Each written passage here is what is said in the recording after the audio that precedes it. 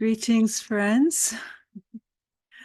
We're just going to we're just going to start our Vesak session, even though it's likely more people will join us as we go along.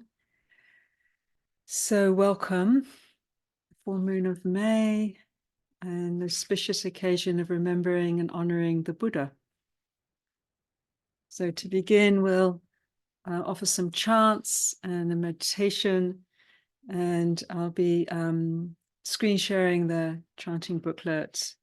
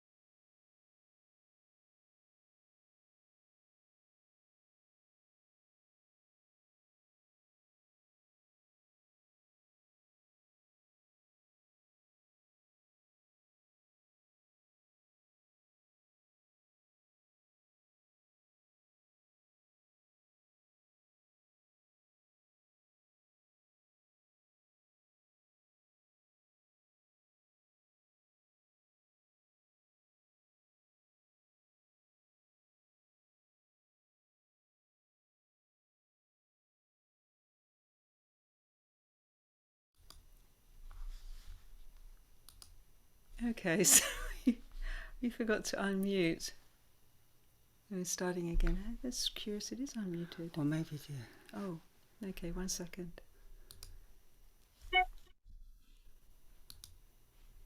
We are muted, we were indeed. Okay, Tati Yampi, trying again to get going.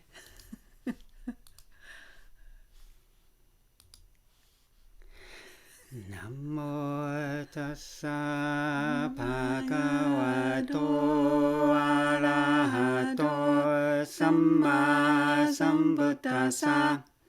Namo tassa bhagavato arahato samma sambuddhassa.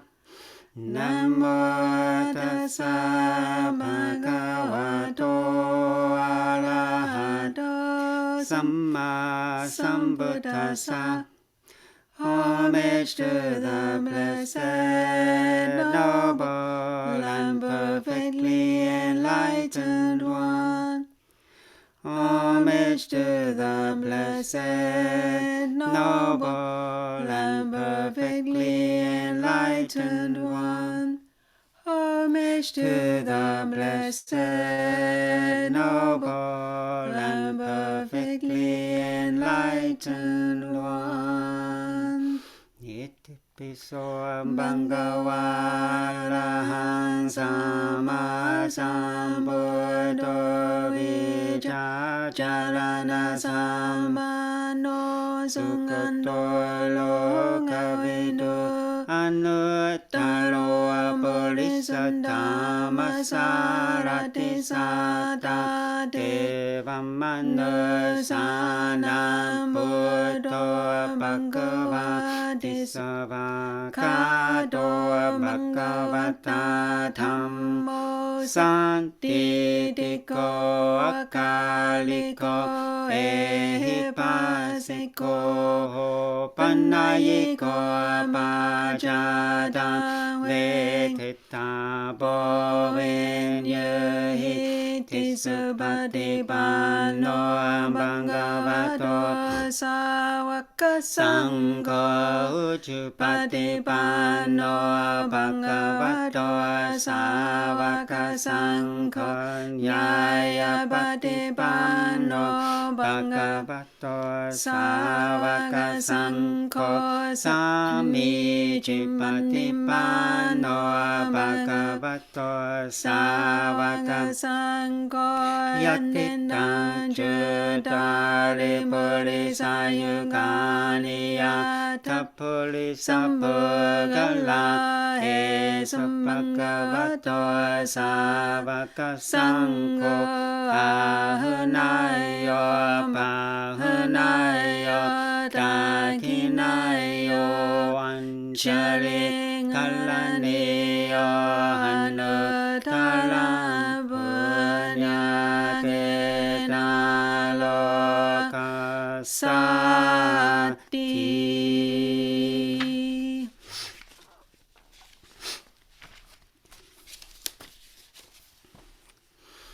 Now let us make the four boundless qualities shine forth. I will abide, Pervading one quarter with a heart imbued with loving kindness. Likewise the second, likewise the third, likewise the fourth. So above and below, around and everywhere, and to all as to myself. I will abide, pervading the all-encompassing world, with a heart imbued with loving kindness, abundant, exalted, immeasurable, without hostility and without ill will. I will abide, pervading one quarter, with a heart imbued with compassion, likewise the second, likewise the third, likewise the fourth. So above and below, around and everywhere, and to all as to myself. I will abide, pervading the all-encompassing world, with a heart imbued with compassion, abundant, exalted, immeasurable, without hostility and without ill will. I will abide, pervading one quarter, with a heart imbued with gladness, likewise the second, likewise the third, likewise the fourth. So above and below, around and everywhere, and to all as to myself. I will abide, pervading the all-encompassing world, with a heart imbued with gladness, abundant, exalted, immeasurable, without hostility and without ill will. I will abide, pervading one quarter, with a heart imbued with equanimity, likewise the second, likewise the third, likewise the fourth. So above and below, around and everywhere, and to all as to myself. I will abide, pervading the all-encompassing world, with a heart imbued with equanimity, abundant, exalted, immeasurable, without hostility and without ill will. Great compassion mantra.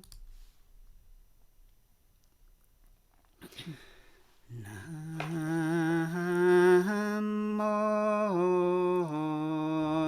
Dhamme Kuan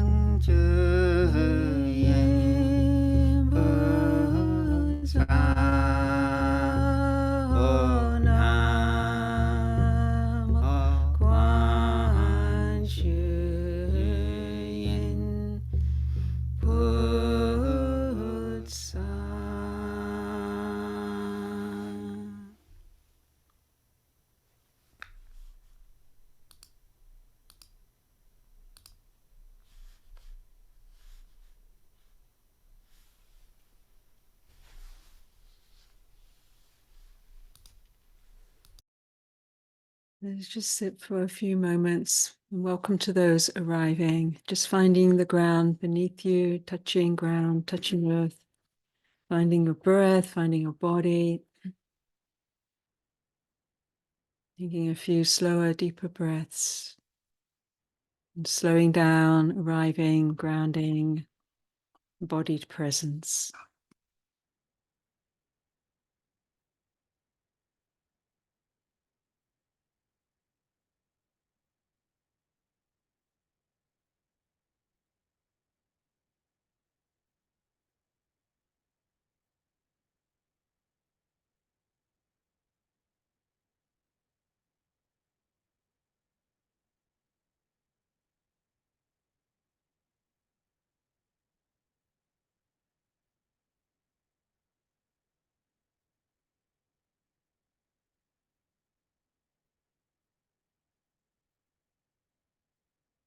So welcome everyone to the Wesak Puja.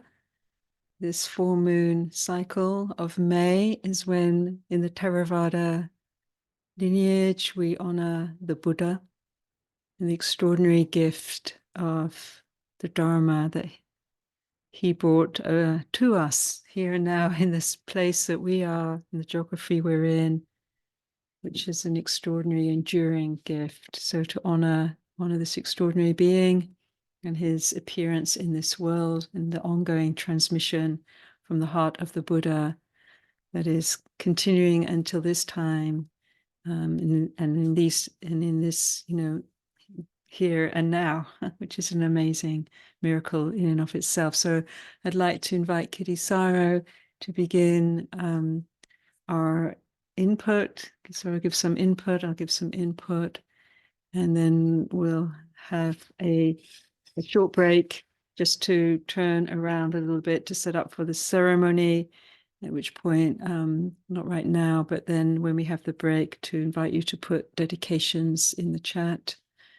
So, but Kittisaro, welcome. Thank you.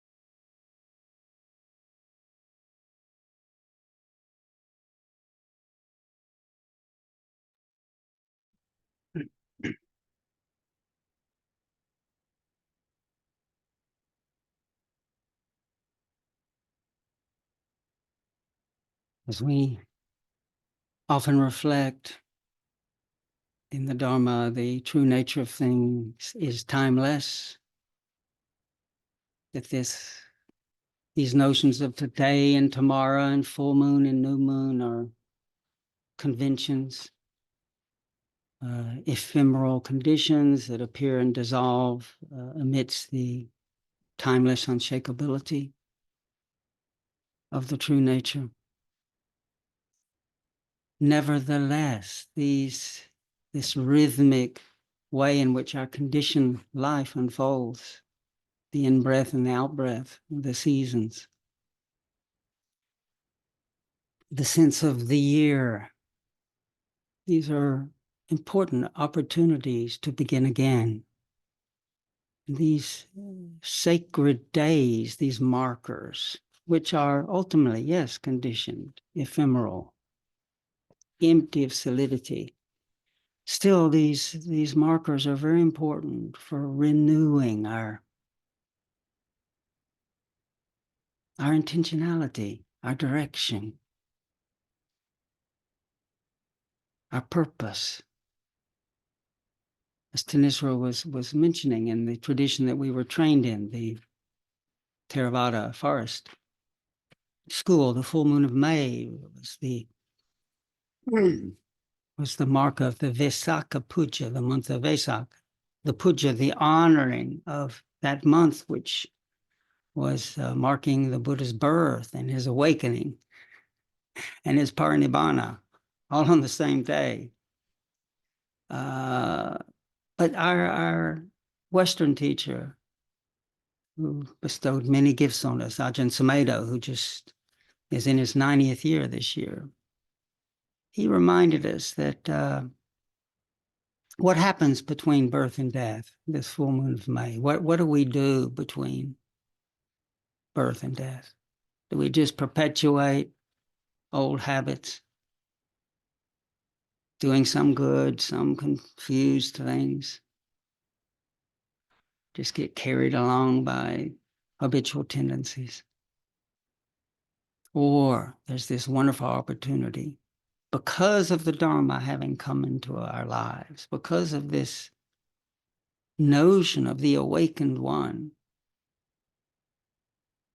there's a possibility between birth and death to wake up, to touch these moments, this breath, this body, these circumstances where we're living, how we take ourselves to be, how we experience the sense of other. There's the opportunity to touch that with wise reflection, with an inquiry. What is really happening here? With a question, what is a meaningful way to live? To carry on generating unconsciously suffering for ourselves and others, or to possibly wake up out of confusion and abandon the tendencies to harm oneself and those around us and this wondrous Mother Earth that supports us, and to determine to want to live a life which is a blessing. In our past, oftentimes on these Wesak Pujas, we would, in our monastic days, we would reflect on the Buddha's life. So I want to reflect a little bit on the Buddha's life. Many of us, and most of us, are quite familiar with the Buddha's story. Grew up in palaces. His father either was a king or the main chief of the Sakyan clan. But that at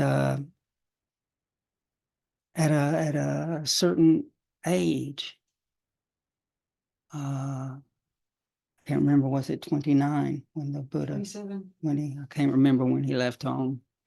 But the reality of old age, sickness, and death penetrated his heart.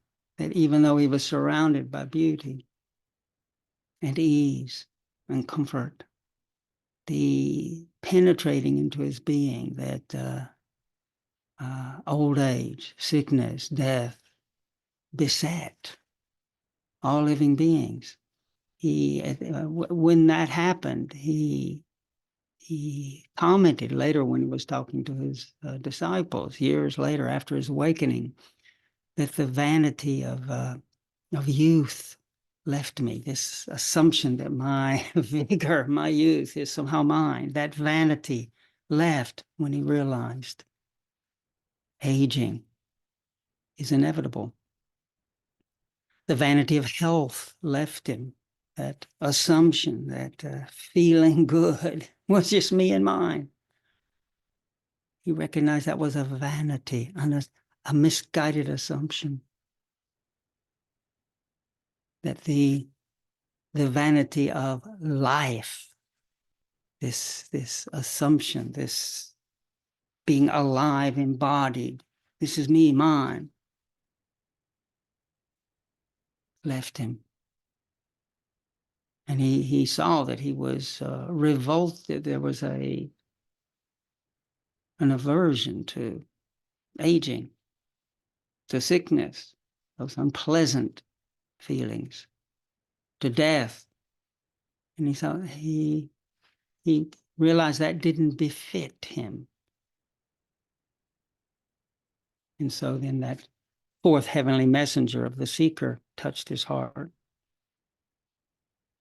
And so and we know he studied with the yogis of the day. So he left the sensuality of the palace to seek. He cultivated these really refined states, but was unsatisfied. From Alara Kalama, the great teacher, and Udaka Ramaputta, the great teacher, that taught these formless realms of nothingness and neither perception nor non-perception, but he kept coming down. And then he tried austerities, thinking maybe he's coming down because this link with the world, the sensual link with the world, has to be forcefully cut. And that's why I want to pick up a little bit of the story. He was doing these ascetic practices, and he's recounting to his disciples. But although tireless energy was aroused in me, an unremitting mindfulness was established. My body was overwrought and strained because I was exhausted by the painful striving. But such painful feeling that arose in me did not invade my mind and remain. He was equanimous to the pain, but there was still tension. There wasn't release, wasn't peace. So then he started deepening the ascetic practices, even practicing starving himself. He'd already practiced stopping breathing for more and more extended periods of time. Then he started eating less and less, and got right to the verge of death, so that when he would rub his stomach, he would feel his backbone, rub his skin, it would peel off. And he was right on the verge of dying, and this is how he reflected. I thought, whatever ascetics in the past have experienced painful, racking, piercing feelings due to exertion, this is the utmost. There's none beyond this. Whatever ascetics and Brahmins in the future will experience painful, racking, piercing feelings due to exertion, this is the utmost. There's none beyond this. He realized he couldn't take that path anymore. Whatever ascetics, Brahmins, at present experience painful, racking, piercing feelings due to exertion, this is the utmost. But by this practice, I have not attained any superhuman distinction in knowledge and vision. This is very important thought that the Buddha had. Could there be another path to enlightenment? He had the question, might there be another way? He reached a wall. He reached a point, recognized he wasn't working. He had the sincere doubt. He was sure he had this path of asceticism. But when we truly ask a question, might there be another path, another way? Then the heart drew up this memory. This is what happened. I recall that when my father, the Sakyan, was occupied while sitting in the cool of a shade of a rose apple tree, secluded from sensual pleasures, secluded from unwholesome states, I entered and dwelt in the first jhana, a deep state of peace. He had a childhood memory during the festival time of his father when he withdrew under the rose apple tree. Could this be the path to enlightenment? Then following on that memory came the realization, this is indeed the path.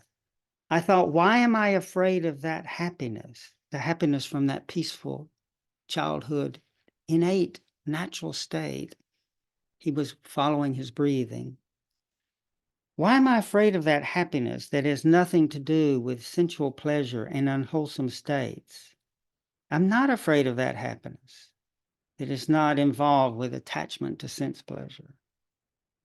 I consider, but it is not easy to attain that with a body so excessively emaciated. Suppose I ate some solid food, some boiled rice and porridge.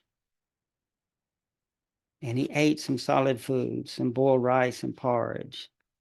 At that time, the 5 monks who were waiting upon me, they thought if Gautama, that was his name before he became the Buddha, achieved some higher state, he will inform us.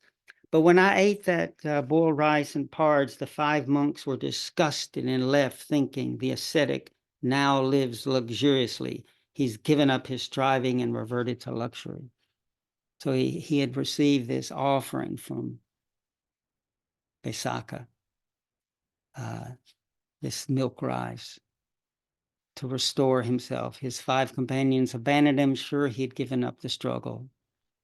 And then he was able to renew his strength.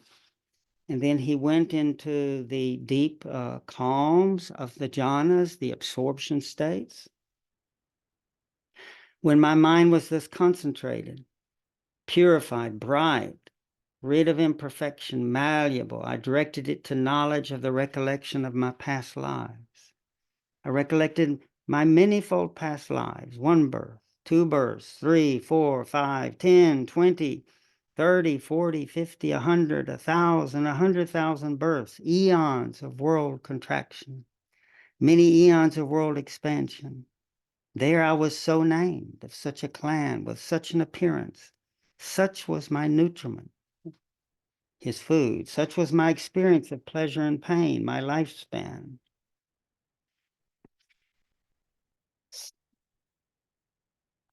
And then I was reborn. I recall all these aspects and particulars from my manifold past lives. This was the first true knowledge attained by me in the first watch of the night. Ignorance was banished. True knowledge arose. Darkness was banished. The light arose. As happens in one who dwells diligent, ardent, and resolute. And then he had the second knowledge arose. This is the inherent knowledge of the heart that arose when his mind was unified and calm. When my mind was thus concentrated, purified, bright, I directed it to knowledge of the passing away and rebirth of beings. So that's others. He had the realization of his own past lives, but now he saw the conditionality of all the beings around him. With the divine eye, which is purified and surpasses the humans, I saw beings passing away and being reborn, inferior, superior, beautiful and ugly, fortunate, unfortunate. I understood how beings fare, own, according to their karma, their actions. These beings behaved wrongly with body, speech, and mind. They reviled noble ones, held wrong views, undertook actions based on wrong views. So with the breaking up the body after that death, they were reborn in states of misery, in unfortunate destinations, lower worlds, hellish realms. But those who had acted well by body, speech, and mind, who did not revile noble ones, who held balanced, right views, undertook action based on those clear seeing, with a breakup of the body after death, reborn in good destinations, in heavenly realms. Thus, with the eye which was purified, I saw how beings pass away and are reborn according to their actions. This was the second true knowledge. And the third true knowledge, with a concentrated mind, I directed it to knowledge of the destruction of the taints, the asavas, the floods that sweep us away from our true nature. What's translated here as the taints. I directly knew as it actually is, this is suffering. This is the origin of suffering. This is the cessation of suffering. This is the way leading to the cessation of suffering. I knew as it is, these are the asavas, the floods. This is the origin of these taints. This is the cessation. This is the way leading to the cessation of the taints. When I knew and saw this, my mind was liberated from the flood of sense desire, from the flood of ignorance, from the flood of becoming. When it was liberated, there came the knowledge it is liberated. I knew birth is destroyed, the spiritual life has been lived, and what has to be done has been done. There's no more coming back to any state of being.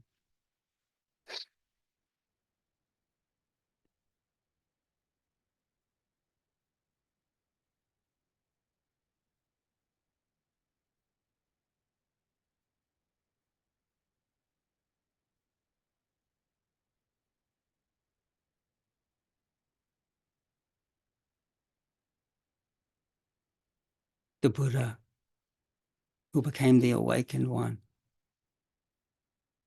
realized that this extraordinary treasure trove of understanding, knowledge, rooted in a timeless, measureless luminosity and brightness, was inherent all along. And because of perpetually being these floods taking us out, imagining that we're this or we're that, that's called the flood of becoming. Confused by papancha, this way that we misunderstand thought and shape ourselves according me, you, mine, good, bad. And this relinquishment of that confused seeing, those so-called wrong views, the return, the recognition of the timelessly bright true nature. The Buddha made a vow, his great bodhisattva vow, which is just the four truths of suffering, the cause of suffering. There is an ending of suffering. There's a path out of suffering that we're all practicing. In the ancient causal ground that led to the Buddha's awakening, he realized countless beings suffer. I vow to bring them all to this home ground. Countless afflictions keep living beings from knowing the true nature. I vow to cut through them all. There's many gateways into the Dharma, countless Dharma doors. I vow to cultivate them all. The Buddha path is unsurpassed. I vow to realize it. The Buddha vowed that because we're all of one substance, his deep awakening realized that this confusion of separation is that, a confusion, that we are truly of one substance, of one deep, familiar, primordial ground, what's called the Tathagata Garbha. He gave us this wonderful Dharma. And on this Wesak Puja, considered a particularly auspicious time, potent time to renew our aspiration, to trust when the Buddha says we have this inherent, just like within the acorn is the magnificent of the mighty oak tree. Oh, it looks impossible.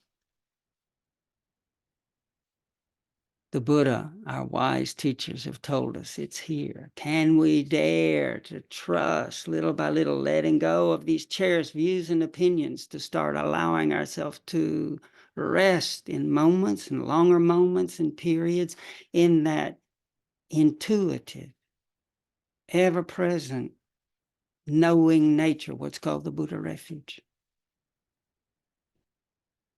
In the Lotus Sutra, where near the end of the Buddha's life, when he informed his disciples, because we're of this one substance, we all are inexorably destined,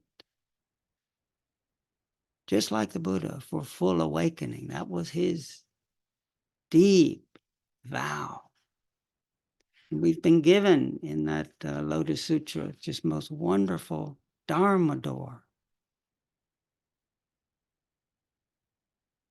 This holding Kuan Yin's name and the Kuan Yin Dharmas.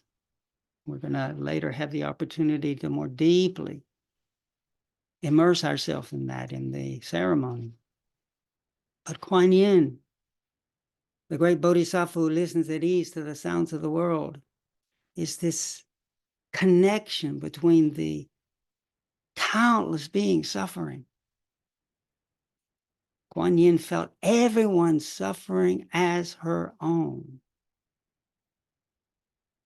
Kuan Yin's connected to all living beings and hears every prayer, responds every prayer below, and yet in the depth of Kuan Yin's listening is totally at one with all the Buddha's wisdom.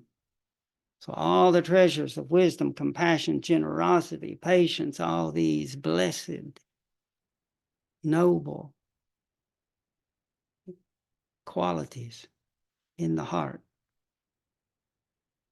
that envelop and transmute the suffering and confusion of all living beings. The link is Kuan Yin, as we hold Kuan Yin's name and just trust. The Buddha taught that those who can sincerely hold Kuan Yin's name, we can mingle just that name, Namo Kuan Yin Pusa, the one who listens at ease. We allow that name, it dissolves, but it reminds us, hey, listening's important. As we deepen our trust that the listening is we're allowing ourselves to go into that spiral to the center, that black hole, not into oblivion, but that swirling stream, Dharma stream that takes us to the center home through the deep listening, through Kuan Yin's name. The Buddha taught that little by little we're separated from our greed, separated from our hatred, separated from our delusion. There are great compassionate forces. Kuan Yin is one who will help us in this journey, born in this quite challenging time when there's so much hatefulness, so much divisiveness, so much misguided idea that we can possess, extract everything and possess wealth, oblivious of the harm we do to ourselves and others. But with our Dharma practices, Kuan Yin's name, our practice of precepts, our moment-to-moment cultivation of steadiness of heart, little by little we can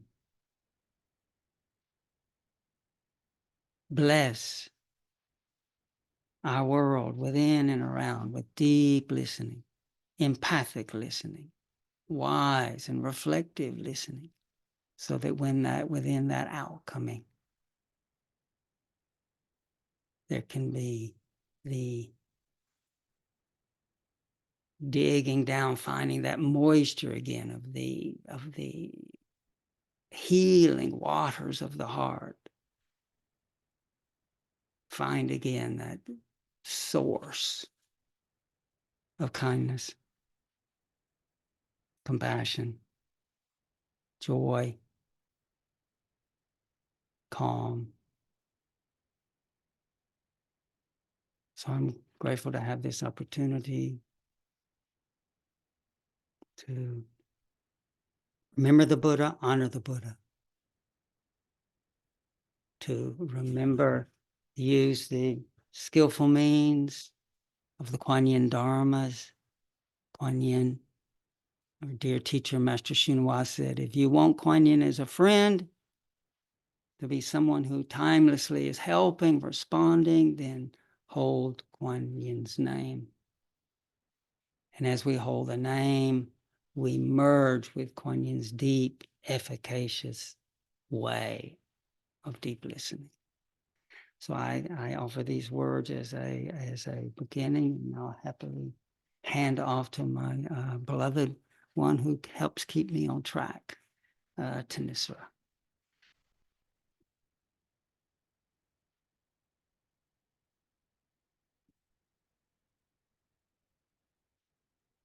Thank you so much, Kittisaro.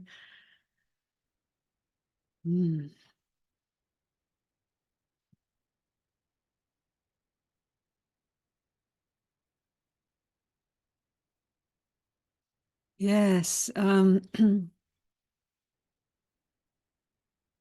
me, it's always been really practical, pragmatic, and important to consider the Buddha's middle way between a path of pain and destruction, whether of self or other, and just getting lost in the distractions, the endless distraction, a way that we have our addictive patterns, activated by all the different ways we can absorb sensually into this world. And both paths we know so intimately. So to find not only an internal middle way of holding ground in this essential nature of being, but also to find middle ways in every circumstance, as the Buddha did. And that isn't a set point. There's something about this fluidity that the Dharma encourages, and particularly in this time, as both the lineages that we are particularly affiliated with in terms of the transmissions we received, the Chinese lineage of through Master Xinhua, and then the Thai forest lineage through Ajahn Chah, both have this sense and teaching of adapting to time and place, according with living beings without compromising true principle, and then according with the conditions of the world, but also finding ways to have the Dharma, the medicine of the Dharma, be available to those conditions. So this requires an inward flexibility and fluidity that is very grounded in the timeless nature of Dharma itself, the living Dharma. So I really would like to, there's so many things to honor the Buddha about in terms of the legacy that we receive, but I think in particular, Kittisaro's Might There Be reading and reminding us of the story of Might There Be Another Way. This is the question of our times, is it not? We definitely know the path that we're on, or the path that's been pushed. We're being pushed along, really, is a path of great pain and destruction and distraction. And so it's even more imperative that we find that ground within us of that middle way from which we can hold a lamp, the lamp of the Dharma, and to guide our response in this great moment of challenge and suffering. I think in the time that I have to talk about the Buddha, clearly, I think for all of us to firstly again acknowledge this extraordinary gift that came through the Buddha. There is the timeless Dharma that is always there. It's not Buddhist, no one owns it. It's the timeless reality of nature itself. But however, without the Buddha really taking care and great consideration how to sustain the turning of the wheel of the Dharma for all living beings, and then that care and that consideration of both applying the flexibility of the Dharma to creating forms and structures that living beings can find themselves that mirror their needs and their capacities and who they are, and so that to allow these different pathways of entry point. So, there's this great gift. So, and I got a little distracted because I actually wanted to, in this time I have, talk about the qualities of the Buddha, which, 1 second, which we chant often. And in the refuge chant, the Theravada refuge chant, that is not the right text. 1 second. Oh, Kittisaro is going to rescue me, bring the text. Thank you so much. So the chanting booklet, don't worry about going there. You have all, for many of you, been on our platform so many times, will be familiar with this chant of the Three Refuges, recollection of the Triple Jewel. But in this way, while we see and honor the historical Buddha, to also recognize that the Buddha, as do the great teachers, point back to the Buddhic nature of the citta, the heart mind itself.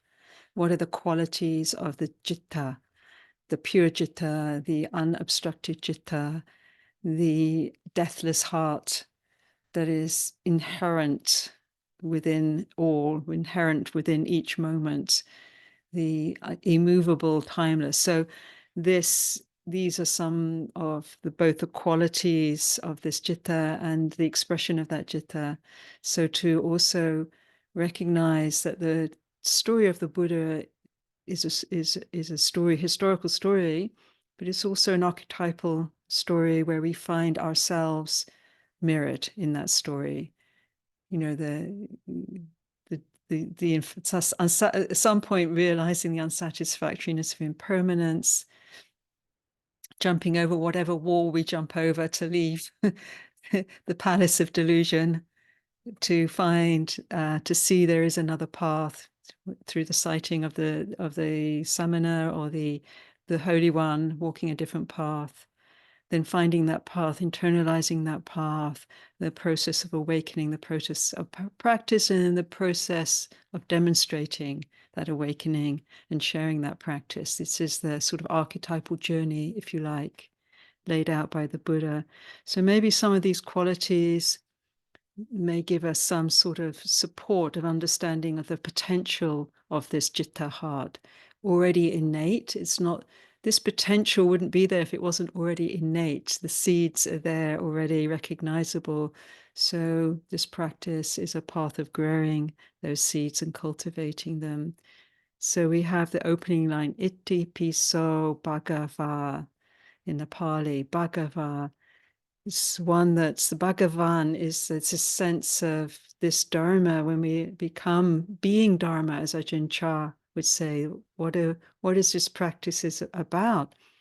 We learn it, we practice it, we study it, we talk about it, we listen to it. But really, it's being Dharma. This is the fruit, to be Dharma, to being the living Dharma. One who is more and more aligned with Dharma is Bhagava, which means there is this quality of punya, which has this idea of blessing. It's like an energetic substance almost. It's that actually overflows. So the Buddha and this citta is one in its natural state. It's not holding things for itself. It's not transactional ways of being. What can I get out of this if you give me that?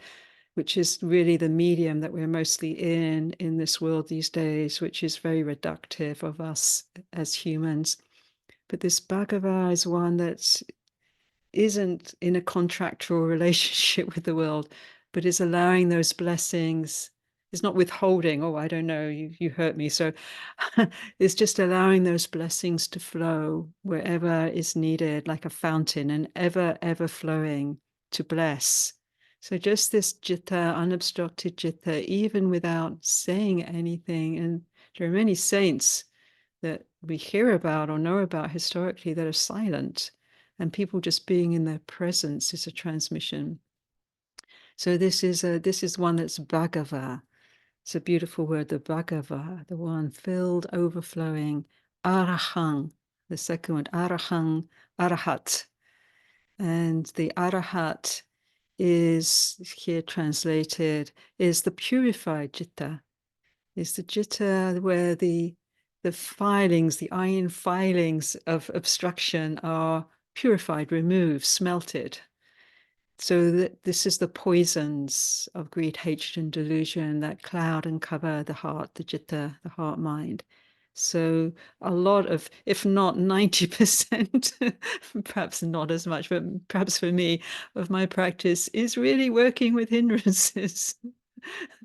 And to understand that actually hindrances in and of themselves become the cause for liberation. So suffering, at first we think these are a drag, but as Ajahn Chah would say, there would be no path if there wasn't hindrance. You know, so hindrance and distraction and all the things we work with are the path, including not just internally, but the larger the challenge, this mighty challenge we face at a planetary level actually is terrifying and destructive, but it also has the potential, because of the depth of the shadow that it's invoking and unleashing, it actually also has the potential to activate the equal and opposite and even more power of awakening in living beings. You know, it's that moment, again, as Ajahn Chah would said, when you can't go up, down, or move to the side, escape, distract, then the practice really begins. And this is where we are at a planetary level. We can dream for a while or watch Netflix for a while, but generally speaking, every day we're confronted with the increasing free fall of the planet.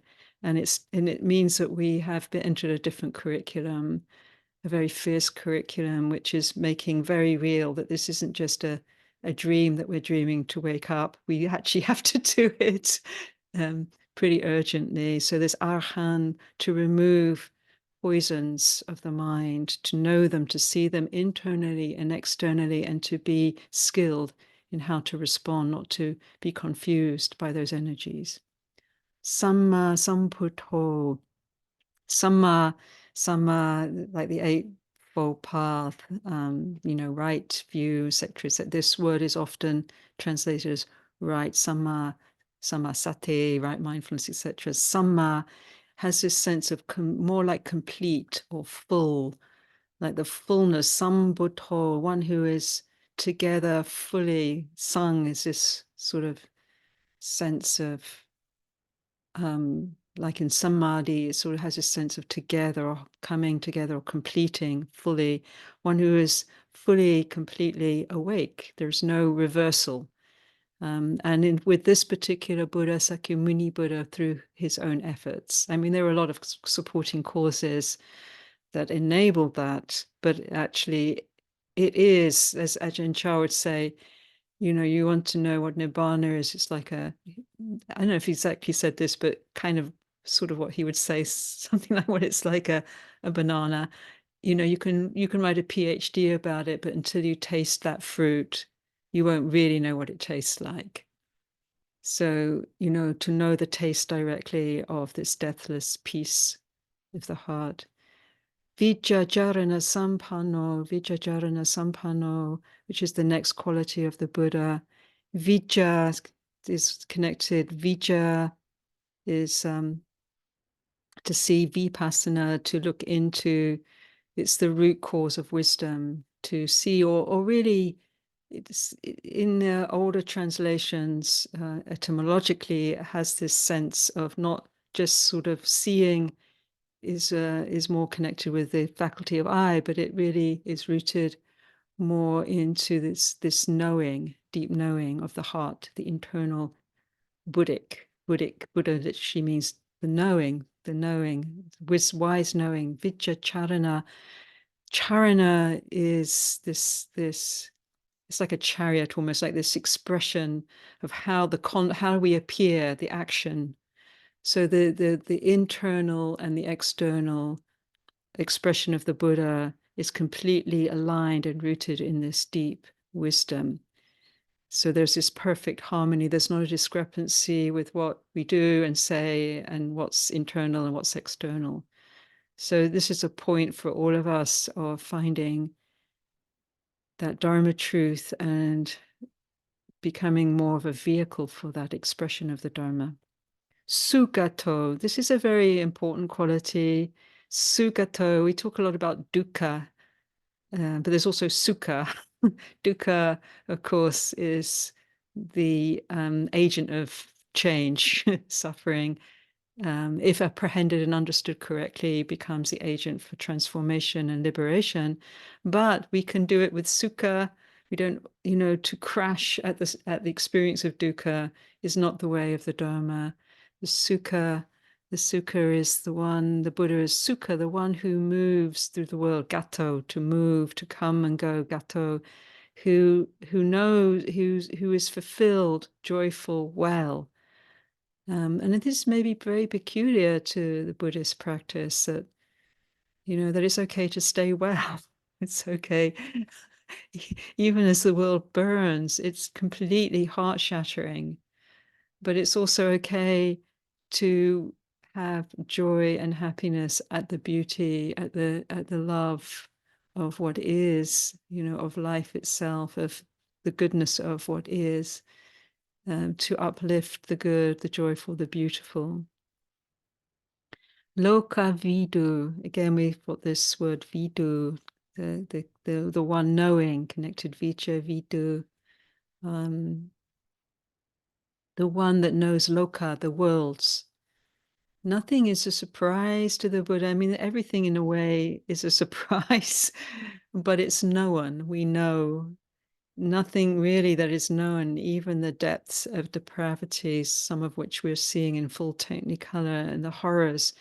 In a way, it's not it's familiar because we know, if we understand not ourselves just as this life in this body, if we understand ourselves in a much deeper way, our beingness, our timeless being, then there's a level of our being that has seen everything, knows everything, if you like. So although it may be surprising, it's not surprising, if you know what I mean. It's like we know this because we've seen it, maybe we've experienced it before. It's not. So the Buddha is the one that knows the worlds, but also knows that these worlds are in the grip of Mara and the realm of impermanence. Everything, whatever it is, even this great world system that we're in and our earth, is under the influence of Mara. And therefore samsara, so the only escape is for the heart to know its own timeless, deathless nature. Hence this turning the subtle aspect of Kuan Yin Dharma is the listening, returning the hearing, which is the foundational practice, the Shurangama Sutra and text, attributed to Kuan Yin Avalokiteshvara, who teaches the way of turning the mind back into its original nature, not just looking and scanning the sense world, the objects of the world, for where we can absorb ourselves. So these are the sort of like these internal qualities of the Buddha, if you like. And then we come anuttaro purisa dhammasarati. We come then to the expression of the Buddha. Anuttaro purisa dhammasarati is the Buddha sets out to train living beings in whatever form or way they appear, not just the good ones. I mean, he actively tracked down a serial killer to turn him around. He could see the potential. And this is a very important thing for us to understand, that every being, like Super Buddha, there's someone called Super Buddha the leper in the suttas. And the Buddha was hosting the great assembly, and all the disciples were gathered. And this guy just came around because he thought, oh, there's probably something to eat here. Just scavenge around and see what's cooking. He wasn't really coming for the Dharma, but the Buddha saw it was actually that one sort of like having a look to see what was on offer, was the one that was the closest to awakening. So he directed his talk to Super Buddha the leper, who did awaken and gave this teaching. So the Buddha was one who worked with living beings where they were, and created and drew them into a way of training. So even if trained, there's still the need to turn up. And it's not like I'm finished and I'm not doing. There was one disciple like that who was, maybe was an arahat, and he wouldn't come to anything anymore because I'm like, I'm finished. And he said, no, you come because of others, you turn up. Or when our Western teacher said to Ajahn Chah once, oh, I've had enough. I don't want to come back to this realm. I just want to escape. But I mean, we all have moments like that. Off the wheel of samsara, I'm never going to come back. And Ajahn Chah turned to him and said, well, what about the rest of us? What about everyone else? So this eternal turning of the Dharma wheel, this is the incredible example the Buddha gave. He could have just sat on his laurels and said, oh, that's great, nice and peaceful, goodbye, sweet world. Who hasn't had that thought? Trek off to the equivalent of the Himalayas, sit in my cave. But no, he made this incredible effort to turn, and it is an effort. People were taking him down all the time, trying to anyway, even trying to kill him, debating him, challenging him. And he just kept meeting these conditions again and again and again. So, and then Satta Deva Manusanang, he not only had the training that could help perfect living beings in the awakening process, but he was also a teacher of Satta Deva of the subtle beings, and Manusanang of humans, other beings too that come for the Dharma, the medicine of the Dharma. So it said, even, sometimes you think, oh, we're speaking the Dharma, those that are speaking the Dharma, expressing the Dharma, to who's in front of us, but it's also in a Gaian cosmology where we only see certain frequencies. There are many frequencies that beings dwell on that we don't see. There are many that come to here. We don't necessarily see to our visible eye. That's often why in the Mahayana you have these lengthy passages about who's turning up. Because there's like a whole army of living beings that come, because they need this, even if the most subtle, beautiful, angelic beings are in the realm of impermanence, and they want to find the way of liberation. All of this, these qualities of the Buddha, Buddho Bhagavati, this passage finishes, Buddho Bhagavati.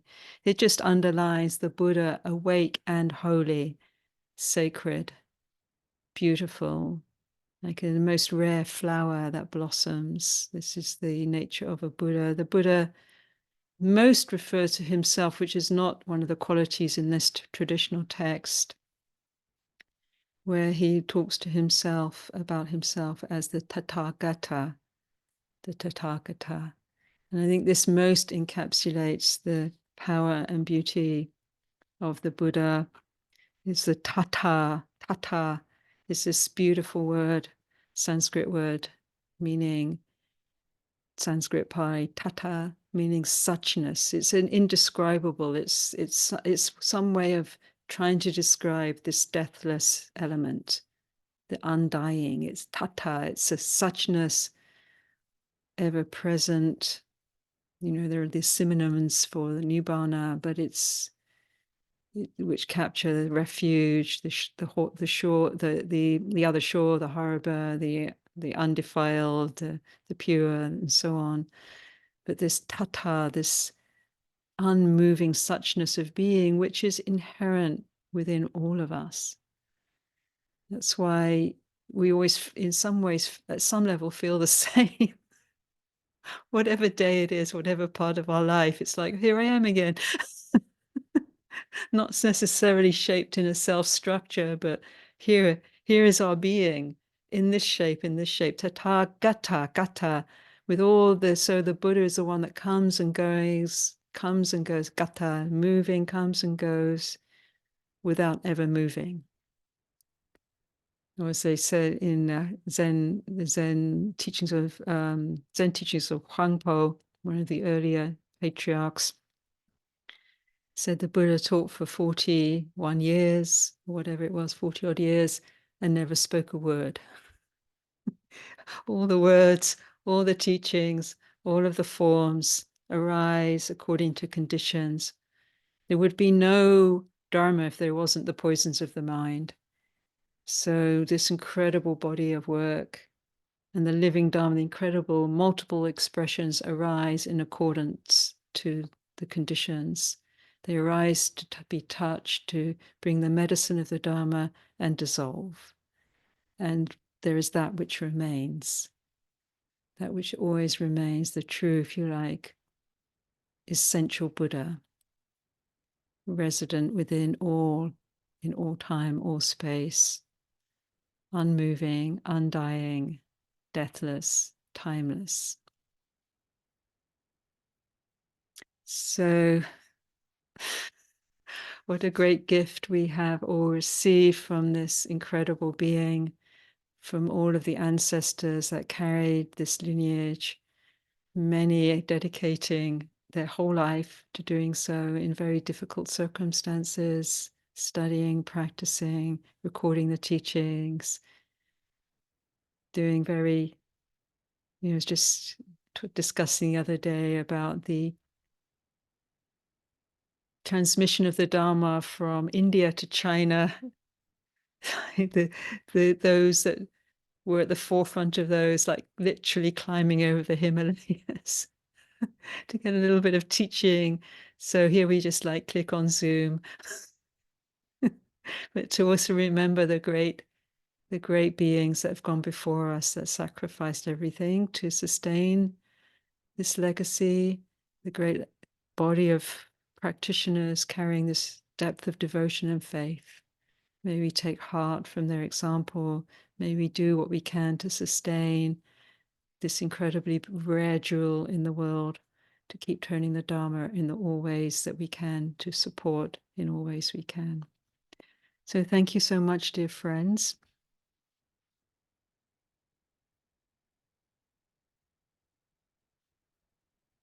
So talking of Dana, our dear Michael, who is our executive director, will put in the link. Thank you so much. Dear friends, if you would like to support our work, we're eternally grateful to help keep Sacred Mountain Sangha going. So we're going to, as Kittisaro mentioned, we're offering the Kuan Yin ceremony. And so we're just going to take a 5-minute turnaround now to get the ceremony. You're very welcome to stay with us, of course. Thank you for the text. The text is there in the chat too. Some of you may need to go on with your day or your evening. If so, thank you so much for being with us. This ceremony is, we're bringing everything to the ceremony that's within us and around us in this very great agonizing moment of so much suffering, and bringing that into like this indigestible salt crystal that the Buddha talked about, into the stream of the Dharma, calling on all of these great beings to bring their protective power, their compassion to us and all beings. So we'll undergo the ceremony. In the middle of the ceremony, there's an offering. If you haven't got a shrine, an altar, and an offering, you can imagine that offering. In the turnaround space, we're going to just take 5 minutes now. Please feel free to write a dedication if you like. To anyone at the end, we'll read the dedications of the ceremony and transfer blessings. Thank you, friends. Let's take that few minutes, switch around, and then we'll be back in a second to start the ceremony.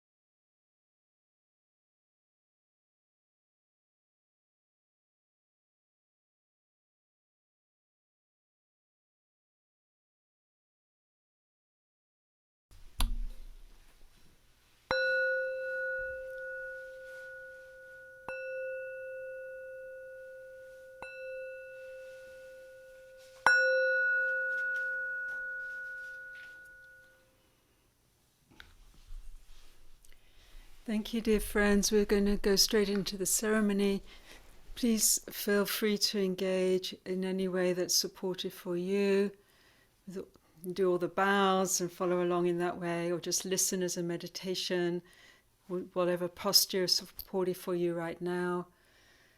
I'm very aware it's people carrying, all of us carrying so much stress and tiredness these days, so ceremony can actually be invigorating, but sometimes we just need to relax and rest. So please just engage and look after yourself in this process.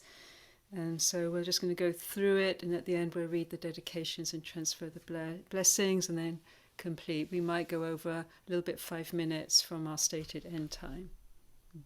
Okay.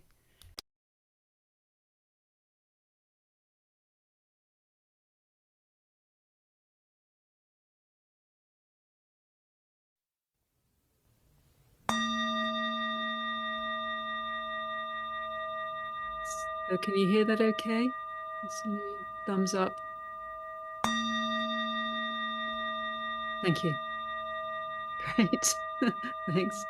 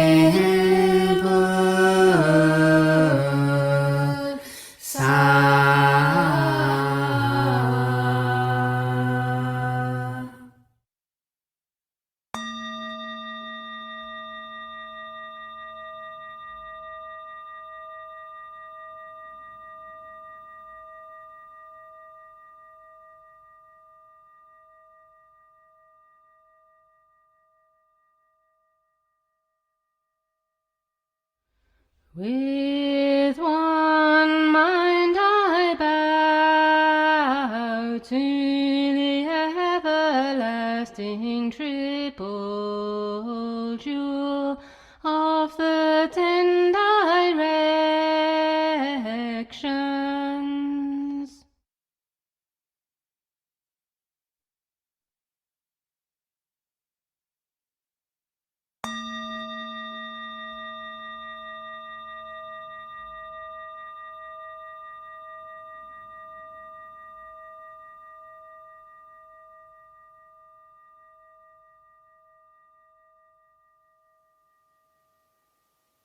all in this assembly, with incense and flowers, make offerings to adorn the Dharma realm.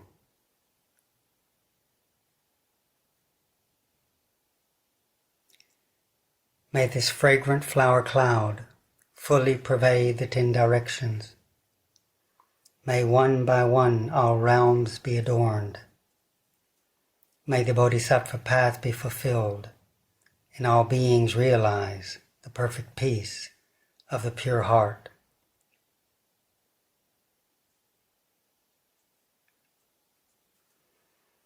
This offering pervades the 10 directions, making a tower of subtle, wonderful light. All heavenly music, incense, and countless precious objects are offered everywhere to the triple jewel of the 10 directions. Each offering entirely pervades the Dharma realm, each one unimpeded, exhausting the bounds of the future, doing the Buddha's work, and spreading fragrance everywhere over all living beings. Having received the fragrance, they bring forth the Bodhi mind, the mind and heart of awakening, and together they enter the unconditioned and realize the Buddha's wisdom.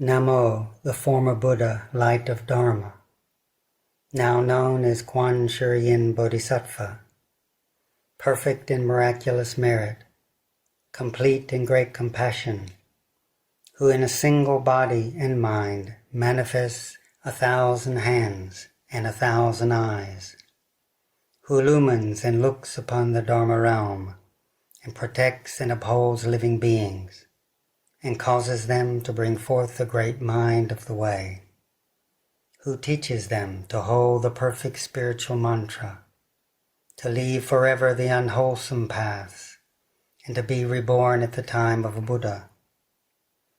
Obstructive karma and illnesses that bind the body are caused to melt away. No one can exhaust the praises of Kuan Yin's awesome spiritual might. Therefore, with one mind, I return my life in worship.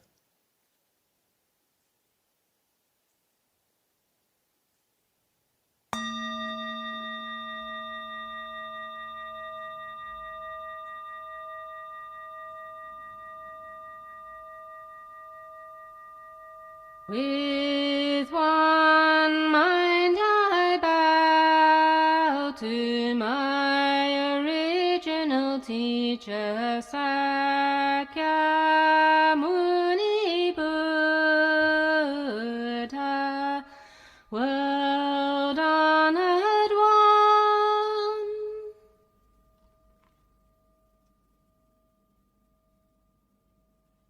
The worshipped and the worshipper are empty and still in nature. The response and the way are intertwined inconceivably. This way place of mine is like a wish-fulfilling pearl. The Buddha Sakyamuni appears before me as I appear before Sakyamuni Buddha. Bowing down, I return my life in worship.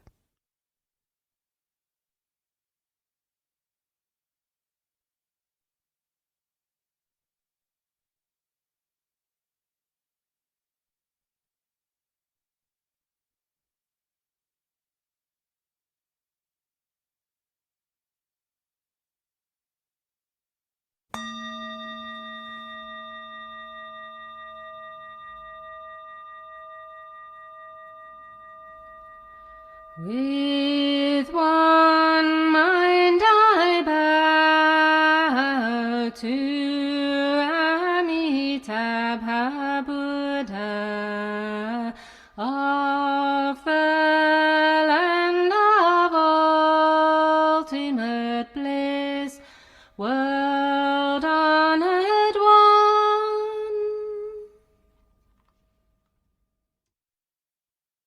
The worshipped and the worshipper are empty and still in nature. The response and the way are intertwined inconceivably. This way place of mine is like a wish-fulfilling pearl. Amitabha Buddha of the land of ultimate bliss appears before me as I appear before Amitabha Buddha. Bowing down, I return my life in worship.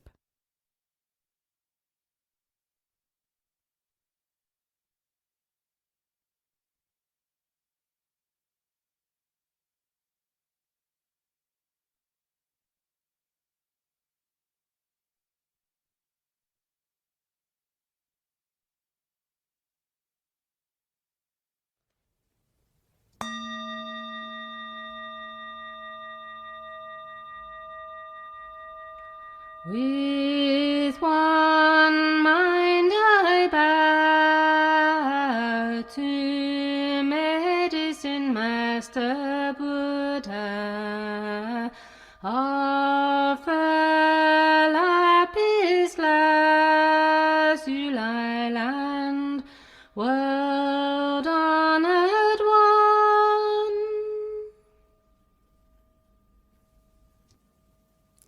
The worshipped and the worshipper are empty and still in nature.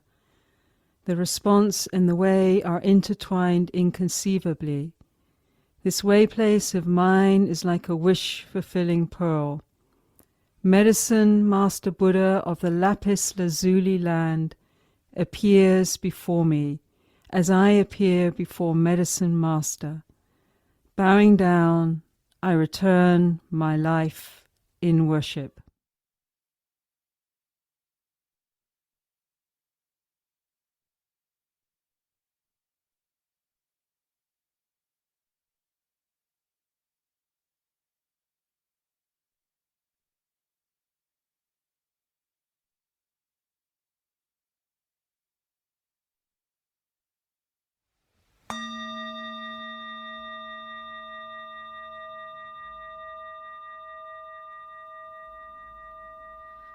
With one mind I bow to King of 1,000 lights, Buddha of countless aeons past, world honored one.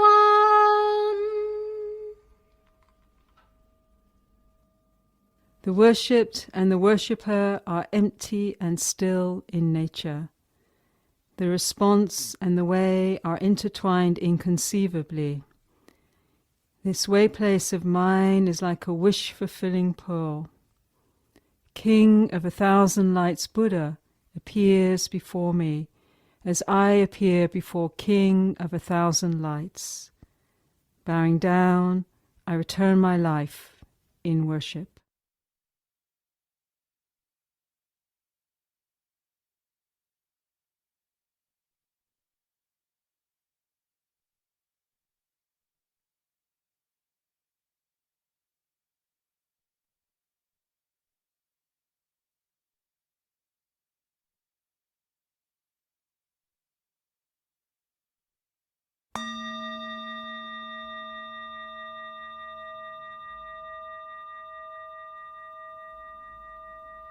With one mind I bow to all the Buddhas of the past, many as the sons of countless Ganges rivers, world honored ones.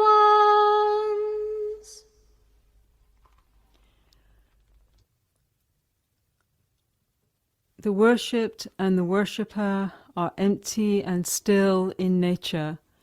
The response and the way are intertwined inconceivably. This way place of mine is like a wish-fulfilling pearl. All the Buddhas of the past, many as the sands of countless Ganges rivers, appear before me As I appear before all the Buddhas, bowing down, I return my life in worship.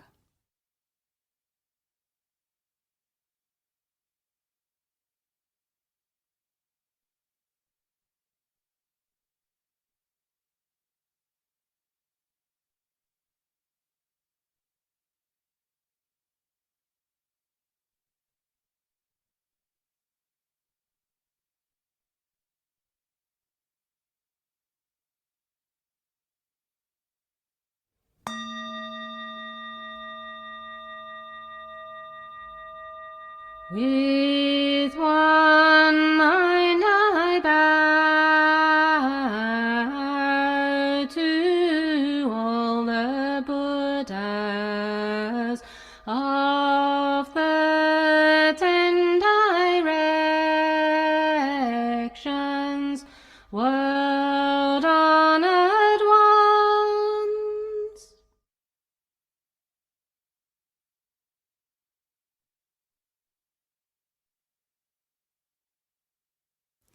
The worshipped and the worshipper are empty and still in nature.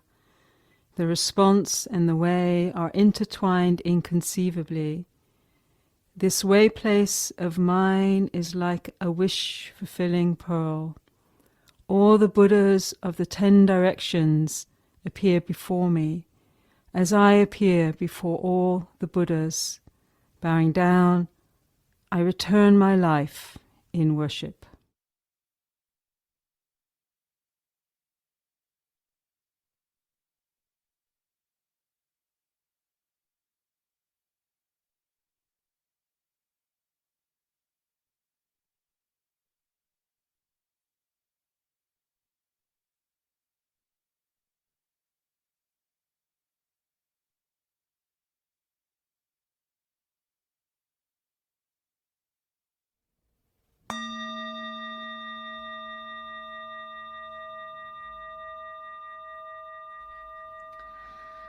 With one mind I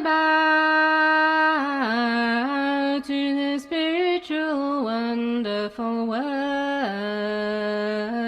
of the Dharani,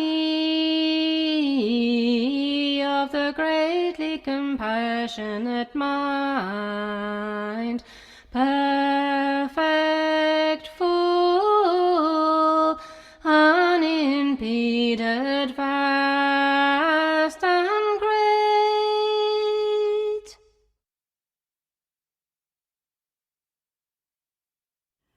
The Dharma nature, like emptiness, cannot be seen. The everlasting Dharma jewel is difficult to conceive of. With my 3 karmas of body, speech, and mind now in accord with Dharma, I pray that it will manifest and accept this offering.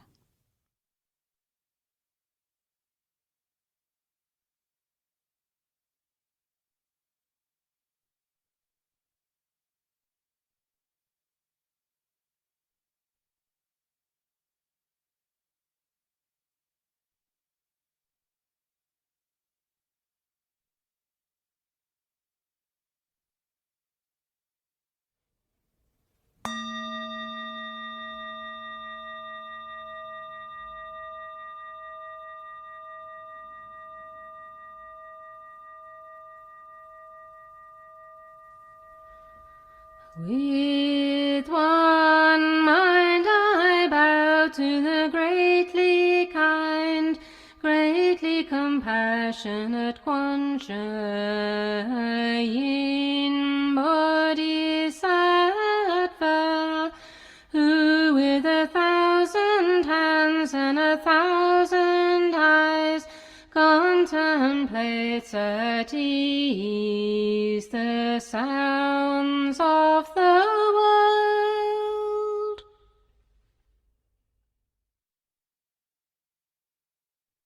The worshipped and the worshipper are empty and still in nature.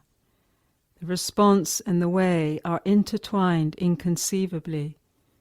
This way place of mine is like a wish-fulfilling pearl.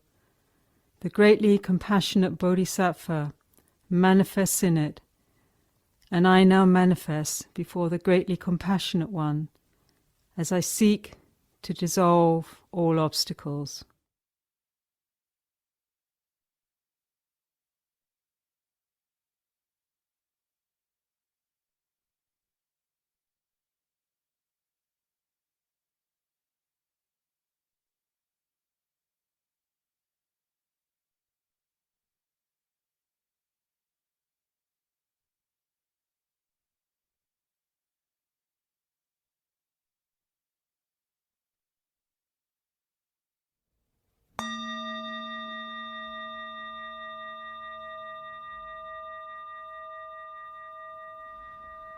With one mind I bow to the greatly kind, greatly compassionate Kuan Yin Bodhisattva, who with 1,000 hands and 1,000 eyes contemplates at ease the sounds of the world.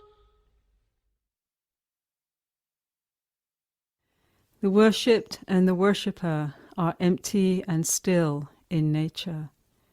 The response and the way are intertwined inconceivably. This way place of mine is like a wish-fulfilling pearl. The greatly compassionate Bodhisattva manifests in it, and I now manifest before the greatly compassionate one as I seek to dissolve all obstacles.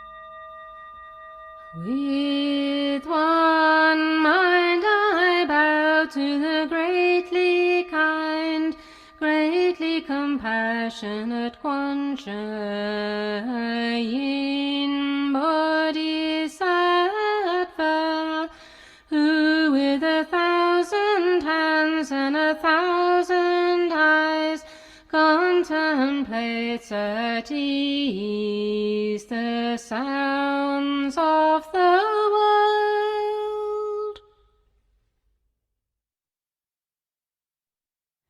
The worshipped and the worshipper are empty and still in nature. The response and the way are intertwined inconceivably. This way place of mine is like a wish-fulfilling pearl. The greatly compassionate Bodhisattva manifests in it, and I now manifest before the greatly compassionate one as I seek to dissolve all obstacles.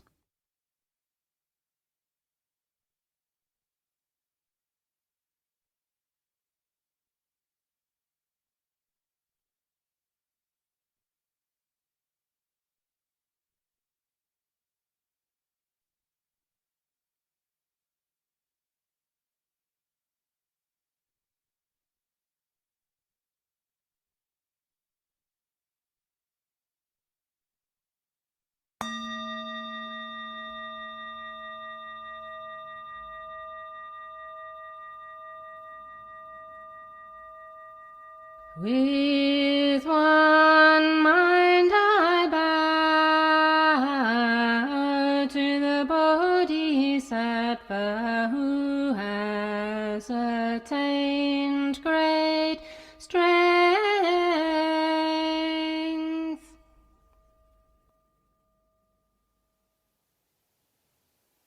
The worshipped and the worshipper are empty and still in nature. The response and the way are intertwined inconceivably. This way place of mine is like a wish-fulfilling pearl. Great strength Bodhisattva manifests in it, And I now manifest before great strength as I seek to dissolve all obstacles.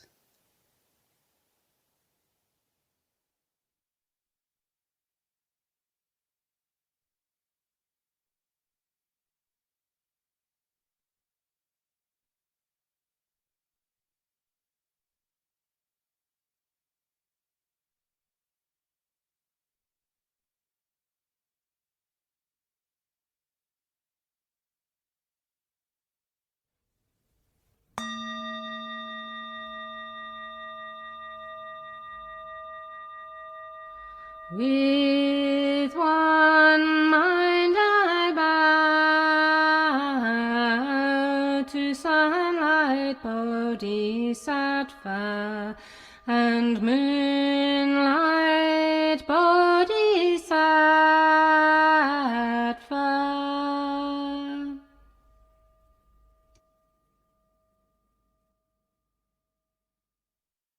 The worshipped and the worshipper are empty and still in nature. Response and the way are intertwined inconceivably. This way place of mind is like a wish-fulfilling pearl. Sunlight bodhisattva and moonlight bodhisattva manifest in it. And I now manifest before sunlight and moonlight as I seek to dissolve all obstacles.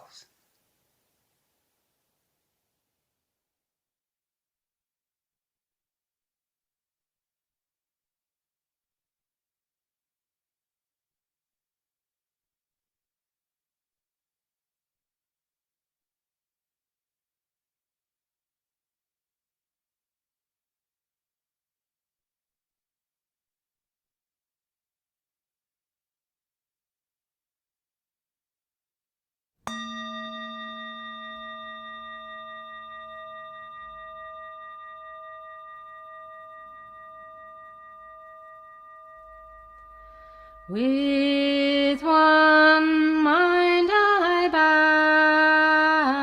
bow to Manjusri Bodhisattva of great wisdom.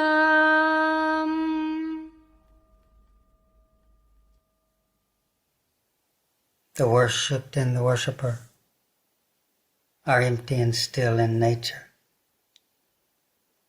The response and the way are intertwined inconceivably. This way place of mind is like a wish-fulfilling pearl. Manjushri Bodhisattva manifests in it, and I now manifest before Manjushri as I seek to dissolve all obstacles.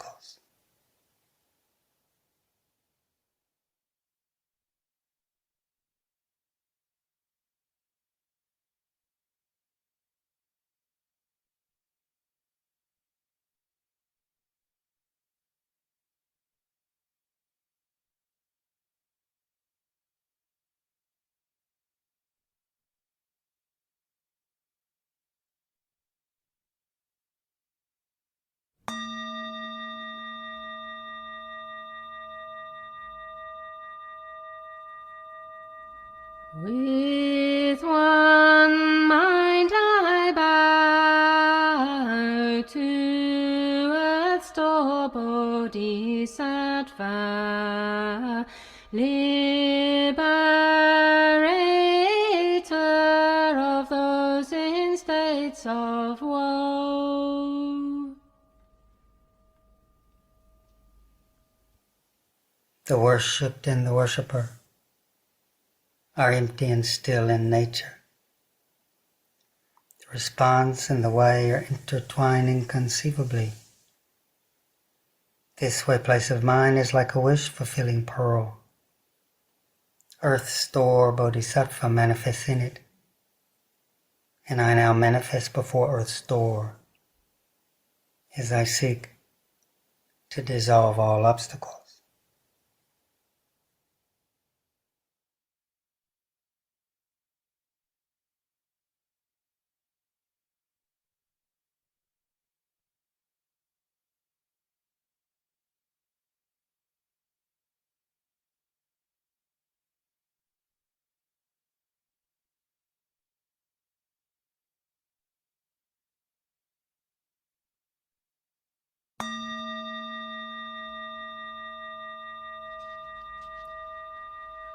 With one mind I bow to Samantabhadra Bodhisattva, holder of great vows.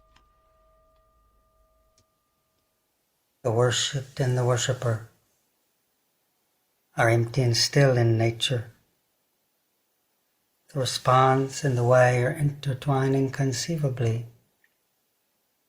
This way place of mind is like a wish-fulfilling pearl.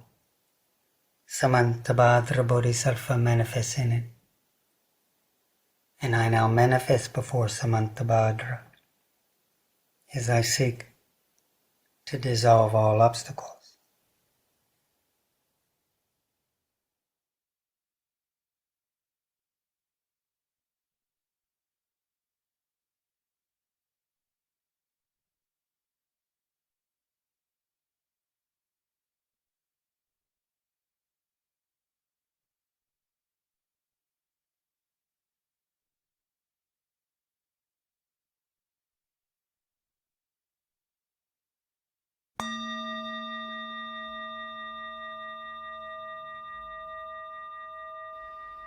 With one mind I bow to Maitreya Bodhisattva, the future Buddha.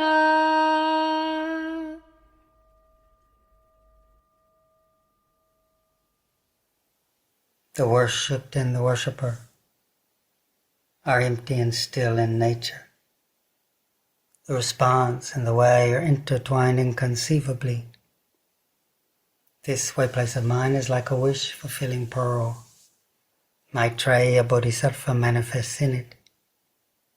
And I now manifest before Maitreya as I seek to dissolve all obstacles.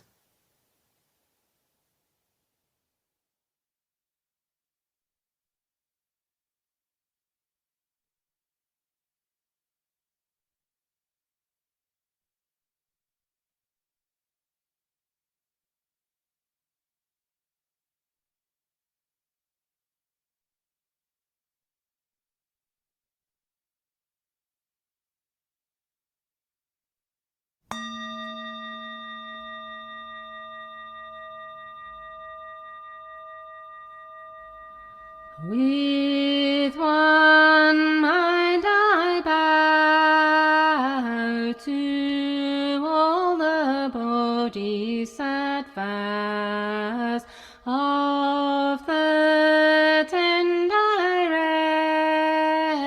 directions and the 3 periods of time.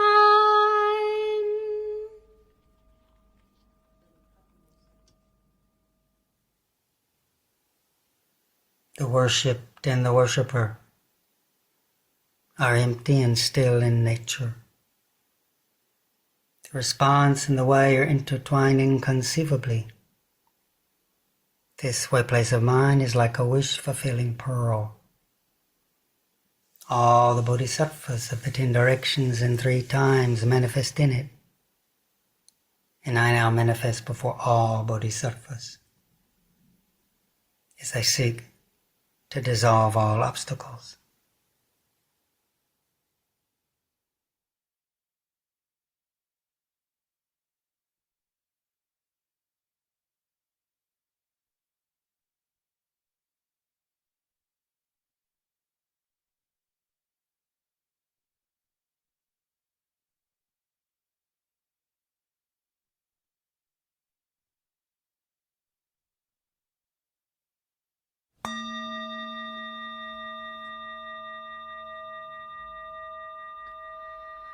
With one mind I bow to Mahakassapa Mahapajapati Ananda and all the elders of the immeasurable Sāvaka Sangha.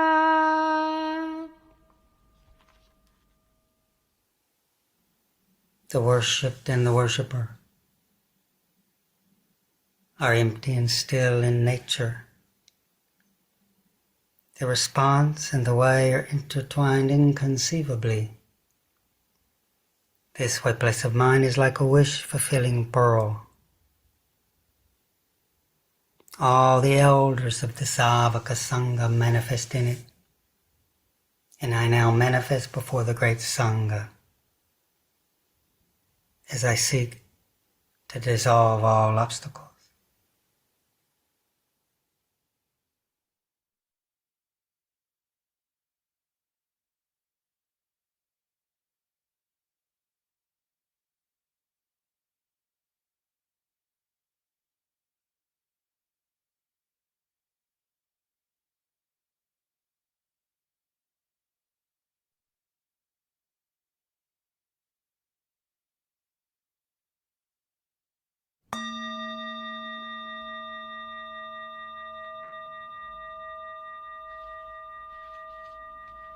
With one mind I bow to all the countless saints and sages of the Dharma realm, past, present, and future.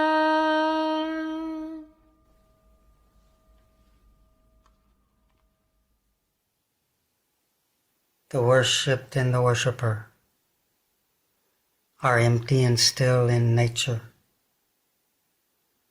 The response and the way are intertwined inconceivably. This way place of mind is like a wish-fulfilling pearl. All the countless saints and sages of the Dharma realm manifest in it, and I now manifest before all saints and sages as I seek to dissolve all obstacles.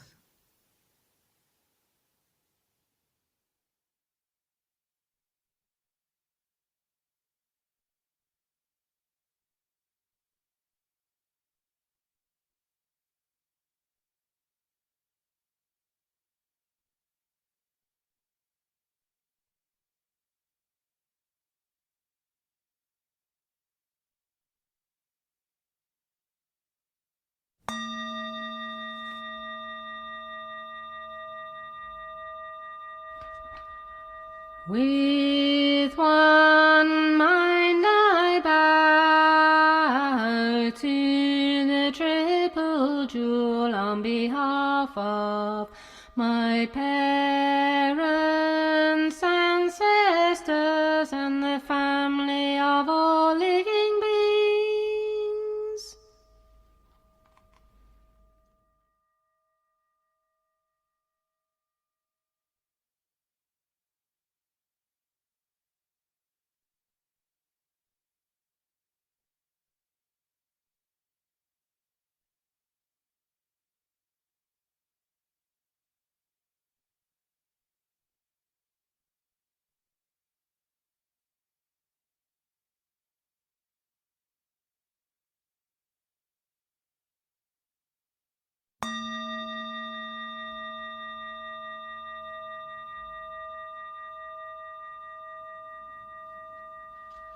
With one mind I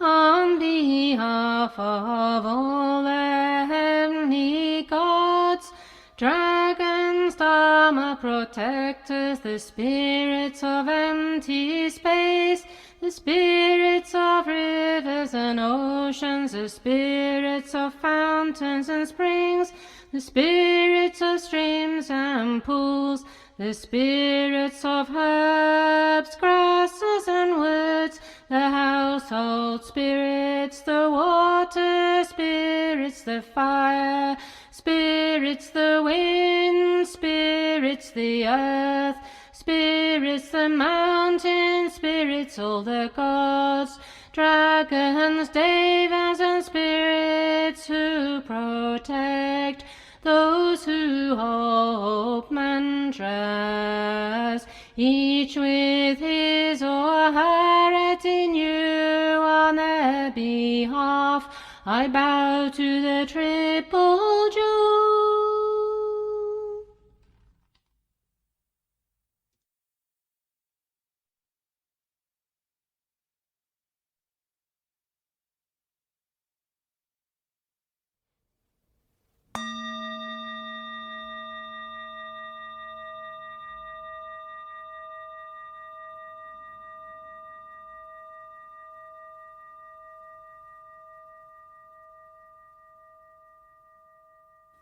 The sutra says, if there are those who wish to recite and bear in mind this mantra and bring forth a heart of kindness and compassion for all living beings, they should join me in making these vows.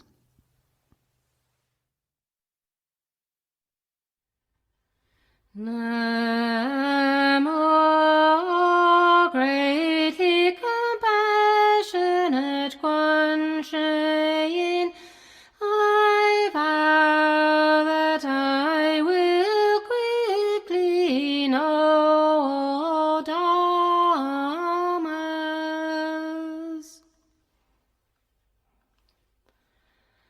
Namo, greatly compassionate Kuan Yin, I vow that I will soon obtain the wisdom I. Namo, greatly compassionate Kuan Yin, I vow that I will quickly cross over the sea of suffering. Namo, greatly compassionate Kuan Yin, I vow that I will cultivate good skill in means. Namo, greatly compassionate Kuan Yin, I vow that I will cross all living beings over the sea of suffering. Namo, greatly compassionate Kuan Yin, I vow that I will soon attain precept samadhi and the way. Namo, greatly compassionate Kuan Yin, I vow that I will quickly dwell in the unconditioned. Namo, greatly compassionate Kuan Yin, I vow that I will soon unite with the Dharma nature body.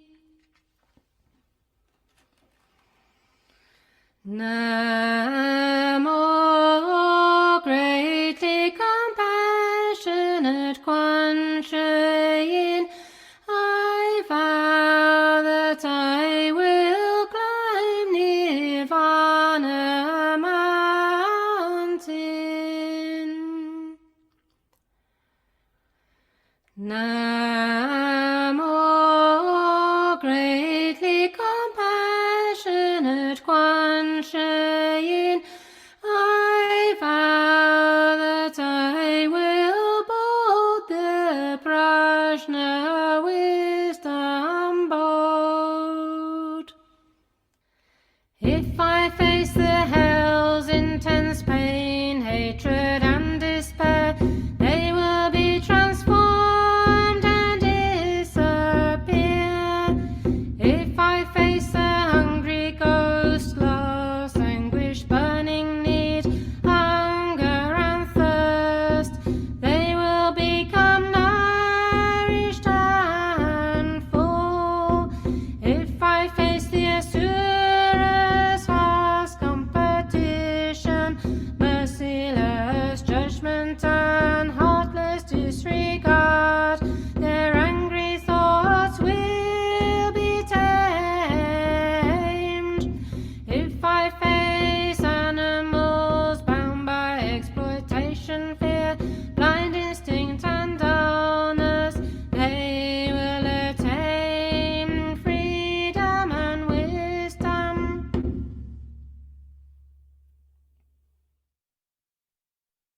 Nam mô Quan Sư Yên Phật Sa. Nam mô Quan Sư Yên Phật Sa. Nam mô Quan Sư Yên Phật Sa.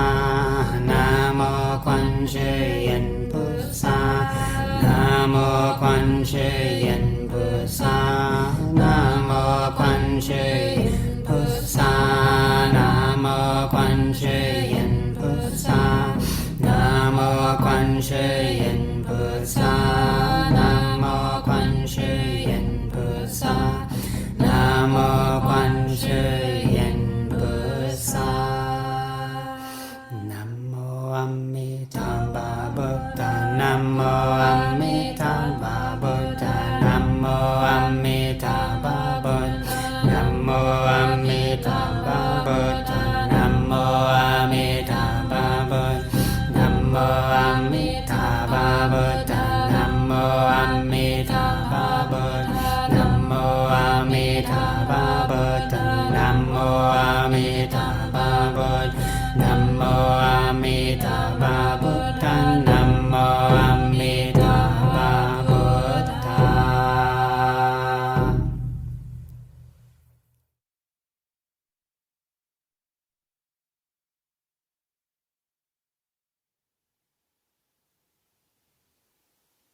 Kuan Yin Bodhisattva said to the Buddha, World-honored one, if any living being who recites and holds the spiritual mantra of great compassion should fall into the three lower paths, I vow not to attain full enlightenment.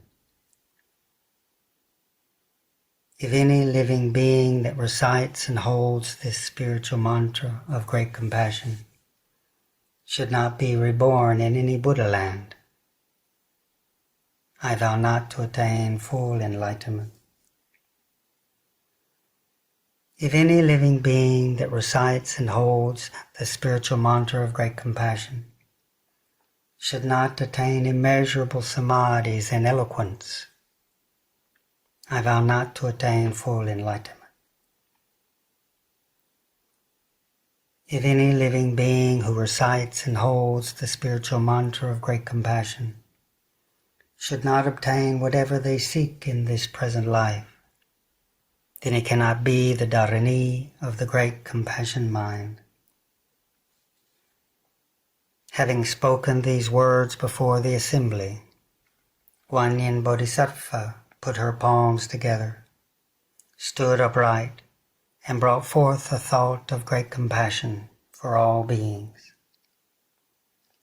She smiled broadly, and in this way spoke the wonderful spiritual phrases of the Dharani of great compassion, perfect, full, unimpeded, vast and great. The Dharani runs like this.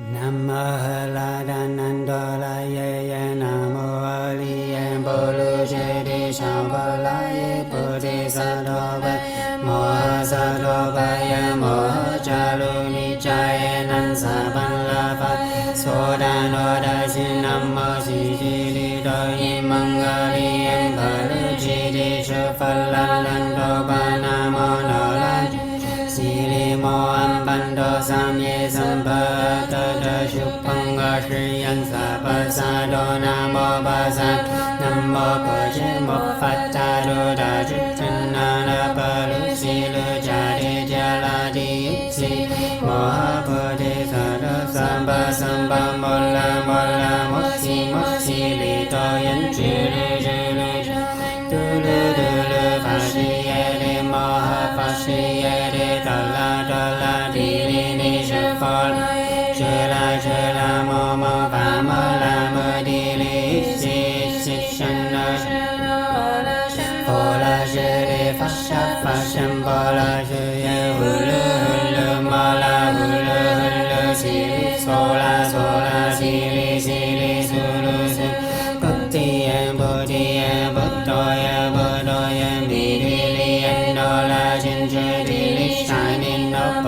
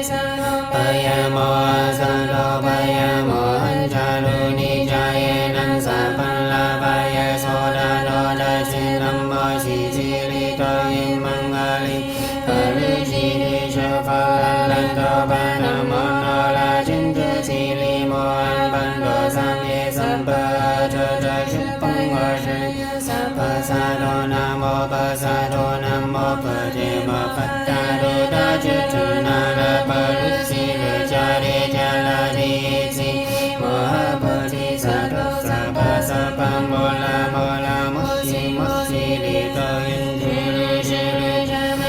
lu tu lu va si ye de mô ha pa si ye de to la di li ni su pho la ye che la mô ma pha la mi di li si shan no va la shan pho la shan li va shan pho la she ye hu lu mo hu lu si li so la si li su buddhi ye buddha ye mi di no la jin di li shining up ye mo na so pa si to ye so pa mo si to ye so pa si to ye shi pan la ye so pa no la jin chu so pa mo la so pa si lu sang mo cho ye so pa mo si to ye so pa chak chi la si to ye so pa bo do mo je si to ye so pa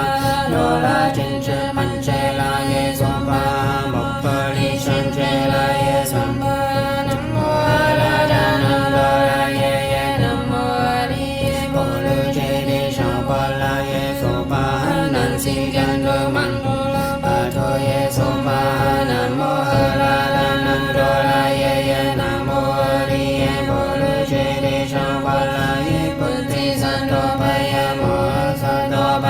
mo cha ni cha ye nan sa pan la pa ye so dan do da si nam mo si li to ye mang ga li ye pa lu chi di shu pa la lan do pa nam mo do la si li mo an ban do san ye sam pa cha cha shu pang ma shi yan sa pa sa do nam mo pa sa do nam mo pa che mo fa ta do da shu ta na la pa lu si lu cha de cha la di si li mo pa di sa pa mo la mo si li to yan shu lu cha du lu fa si ye de mo ha fa si ye de to la di li shu ho la ye che la mo fa mo la mu di li si shan no wa la shan pho la shan li fa shan pho la shan ye hu lu mo la hu lu si so la si li su lu buddhi ye buddha ye mi di li en do la jin che di li shining up ye mo na so pa si to ye so pa mo ha si to ye so pa si to ye shi pan la ye so pa do la jin che so pa mo la no la so pa si lu sang mo cho ye so ma so pa mo ha si to ye so pa chak chi la si to ye so pa bo do mo je si to ye so pa do la jin che pan che la ye so pa mo pa li shan che la ye so pa nam mo la da nam do la ye nam mo li ye po lu che li shao po la ye so pa la si jan do man do la ba do ye so pa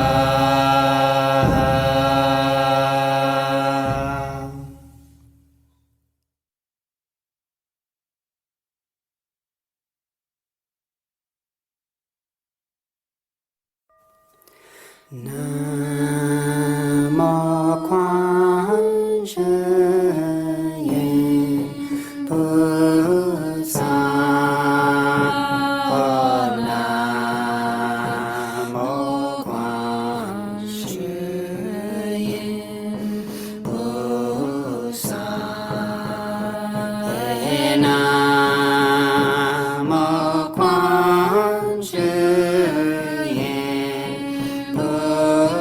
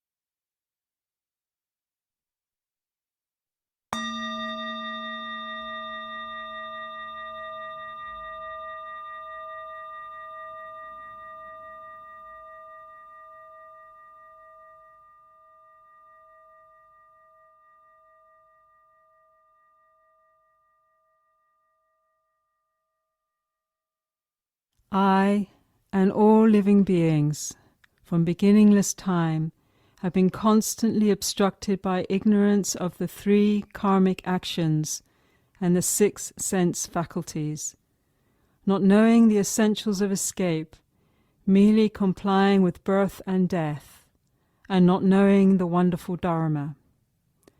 Now, although I know, I continue, along with all other living beings, to be hindered by all kinds of difficult conditions.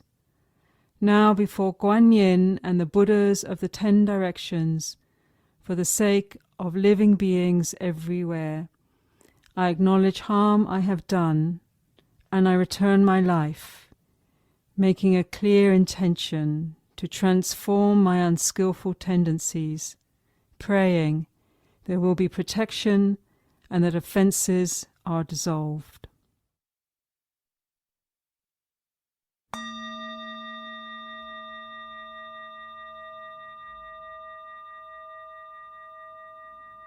Everywhere, for the sake of all in the triple world, for living beings of the Dharma realm, I vow to transform greed, hatred, and delusion.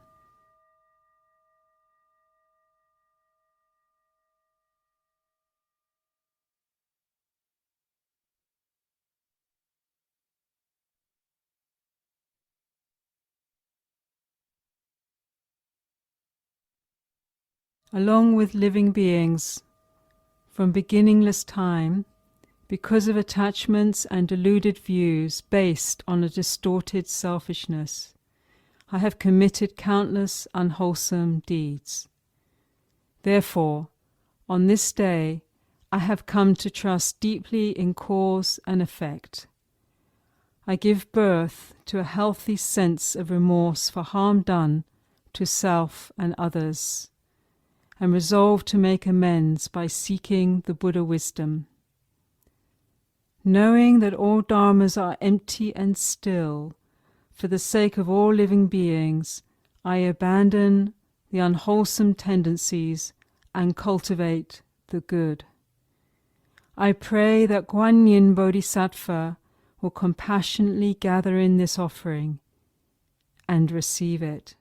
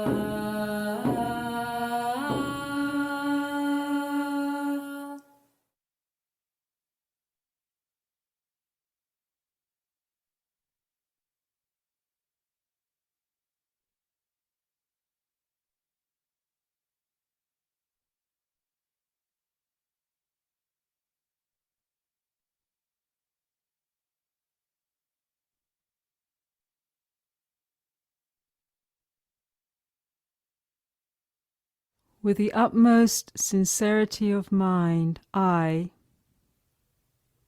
acknowledge harm I have done. This very mind, shared by all living beings of the Dharma realm, is fundamentally complete with the 1,000 Dharmas. It has in full all spiritual strength and the use of bright wisdom. Above, it equals the Buddha mind. Below, it is identical to all that lives. Beginningless dark movement blocks this still brightness. Contact with things dims and confuses it, and thoughts arise and bind it in attachments. In the midst of the sameness of dharmas arises the notion of self and other. In all existence, attachment and views are the basis, and unwholesome actions of body and speech are the conditions that give rise to all suffering. Killing, stealing, sexual misconduct, lying and unskillful speech, misuse of intoxicants, breaking the precepts of blameless living, slandering the triple jewel, not respecting saints and sages, and being confused regards right and wrong. Karmic actions such as these are measureless and boundless. In the midst of oppressive conditions from the past and present, I am obstructed in the dharmas of the path, and am hindered in my ability to become well seasoned in the cultivation of the way.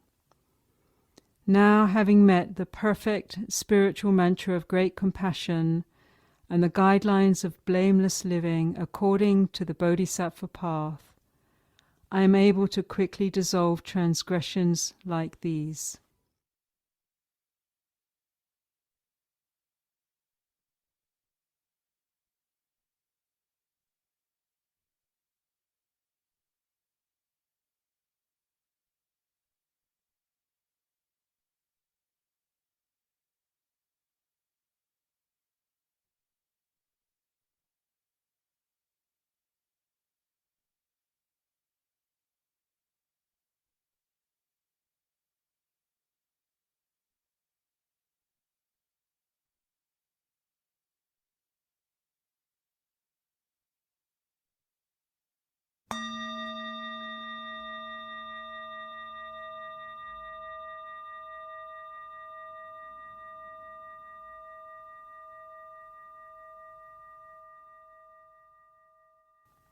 Together, we acknowledge our heartbreak at the devastation and harm done to the bounteous sacred earth, to our ecosystems that are tortured due to our greed, to the multitudes of peoples decimated through wars, enslavement, oppression, the coveting of their land, theft of their resources, and the lack of respect for their rights, to the billions of animals and creatures who suffer abuse, death, and extinction at our hands, to the exploitation of the great oceans, rivers, magnificent forests, lakes, and waterways, mountain tops, minerals, and forms of life that cannot defend against our aggression.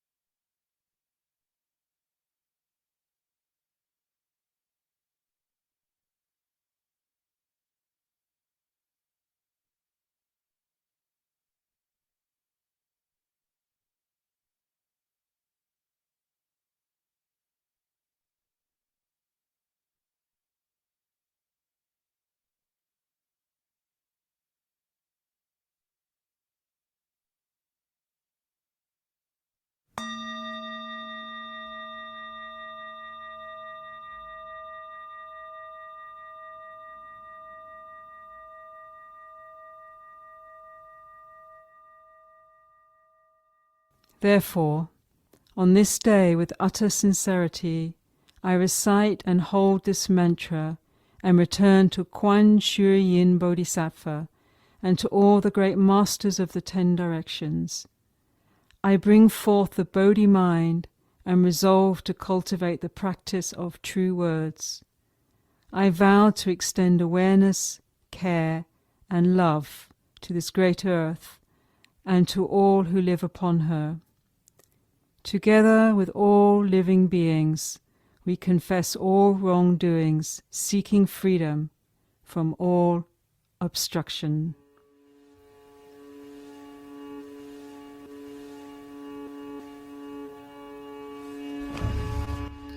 May the greatly compassionate Kuan Yin Bodhisattva protect and uphold us with 1,000 hands and illumine us with 1,000 eyes, so that we may realize the cessation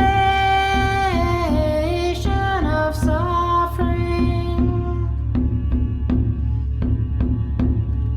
I vow to open the knowledge of my original wisdom and to be vigorous in helping the many kinds of beings escape the wheel of suffering.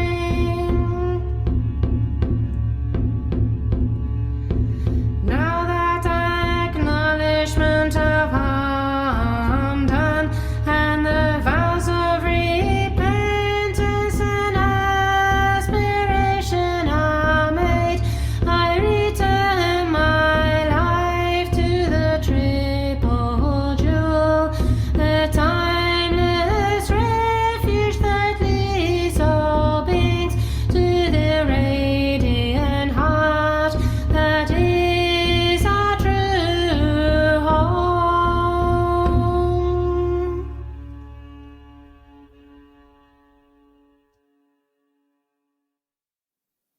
May all blessings generated from this practice adorn the Buddha's Pure Lands, repaying the kindness of the awakened ones, the ancestors, and all beings, while aiding those suffering in all realms. May all who hear this Dharma bring forth the resolve of Bodhi, of awakening. As we purify and transform obstructive karma, may we join together in one body, heart, and mind, sustaining the Bodhisattva intention in service of all.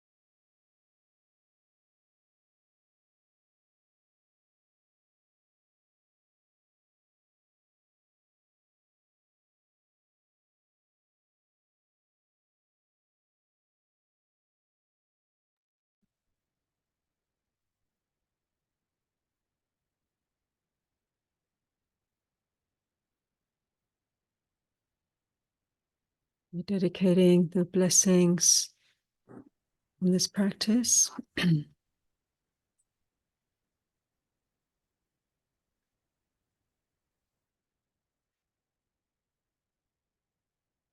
I'll just read the dedications. To all beings, to our families and ancestors and Sangha. Dedicated to my sister Gillian, who is navigating the path of dying. May she be held in love, guided and freed from suffering. For Loretta, who died last week. For all beings, including the forests being impacted by climate destabilization. For peace. Dedication to the ancient royal village nestled under the Umfuleni mountain. Dedicating this to my cousin Renee and her mother, my auntie Shiga. May they receive Kuan Yin support and guidance as they navigate the path of letting go. May they experience peace and be held in all this love. To Lauren and Shen and all those at Windhorst, Ray, Nancy, Matsen, Sam, Ellen, Vicky, Dan, and George, and all Dharma protectors, and Michelle and Jessie. Dedicated to my daughter, son-in-law, and grandson who are struggling to find their way, and all beings to be free from suffering. Dedicating to all beings in all conditions and circumstances around the globe who are in need of protection, peace, joy, and health. For Nush, who is leaving an abusive relationship, for the breaking of patterns and wisdom and guidance for the future, for the people of Palestine, Sudan, Congo, Iran, and Afghanistan, to all beings who are bereft, who lack safety, connection to self, connection to the one true heart. Dedications to Palestine, Congo, and Sudan. May you be free.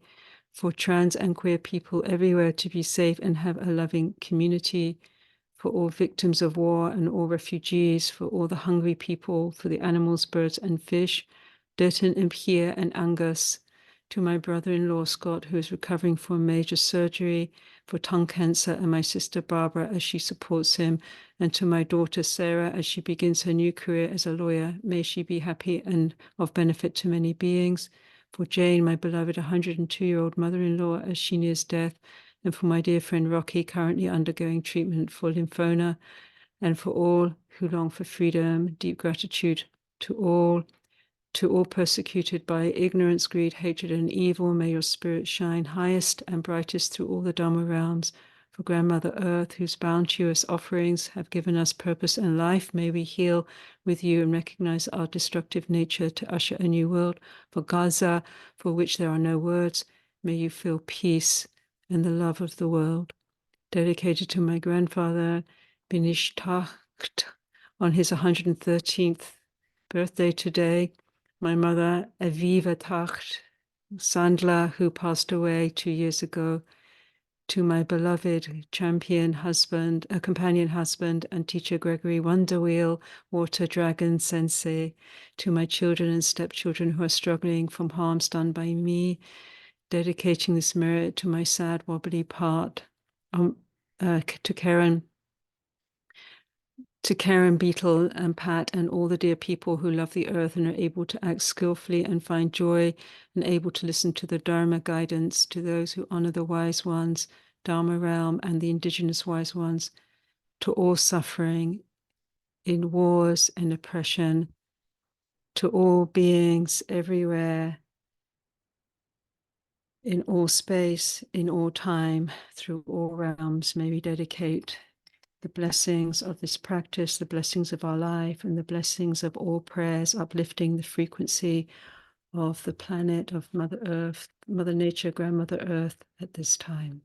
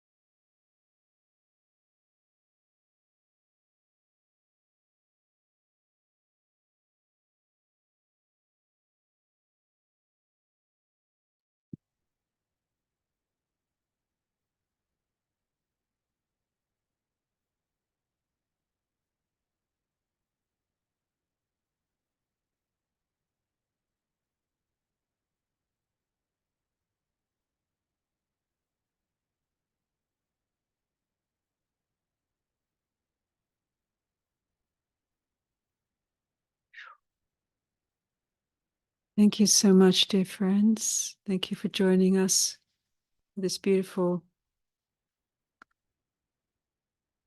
full moon of Wesak Puja, the month of May. May you stay well, may you go well, may you stay safe, and we look forward to seeing you again very soon. Blessings.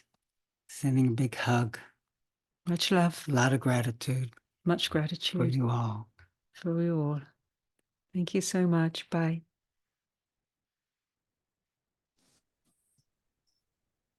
Thank you, both of you. Thank you, Fatima. Deep bow of gratitude. Thank you.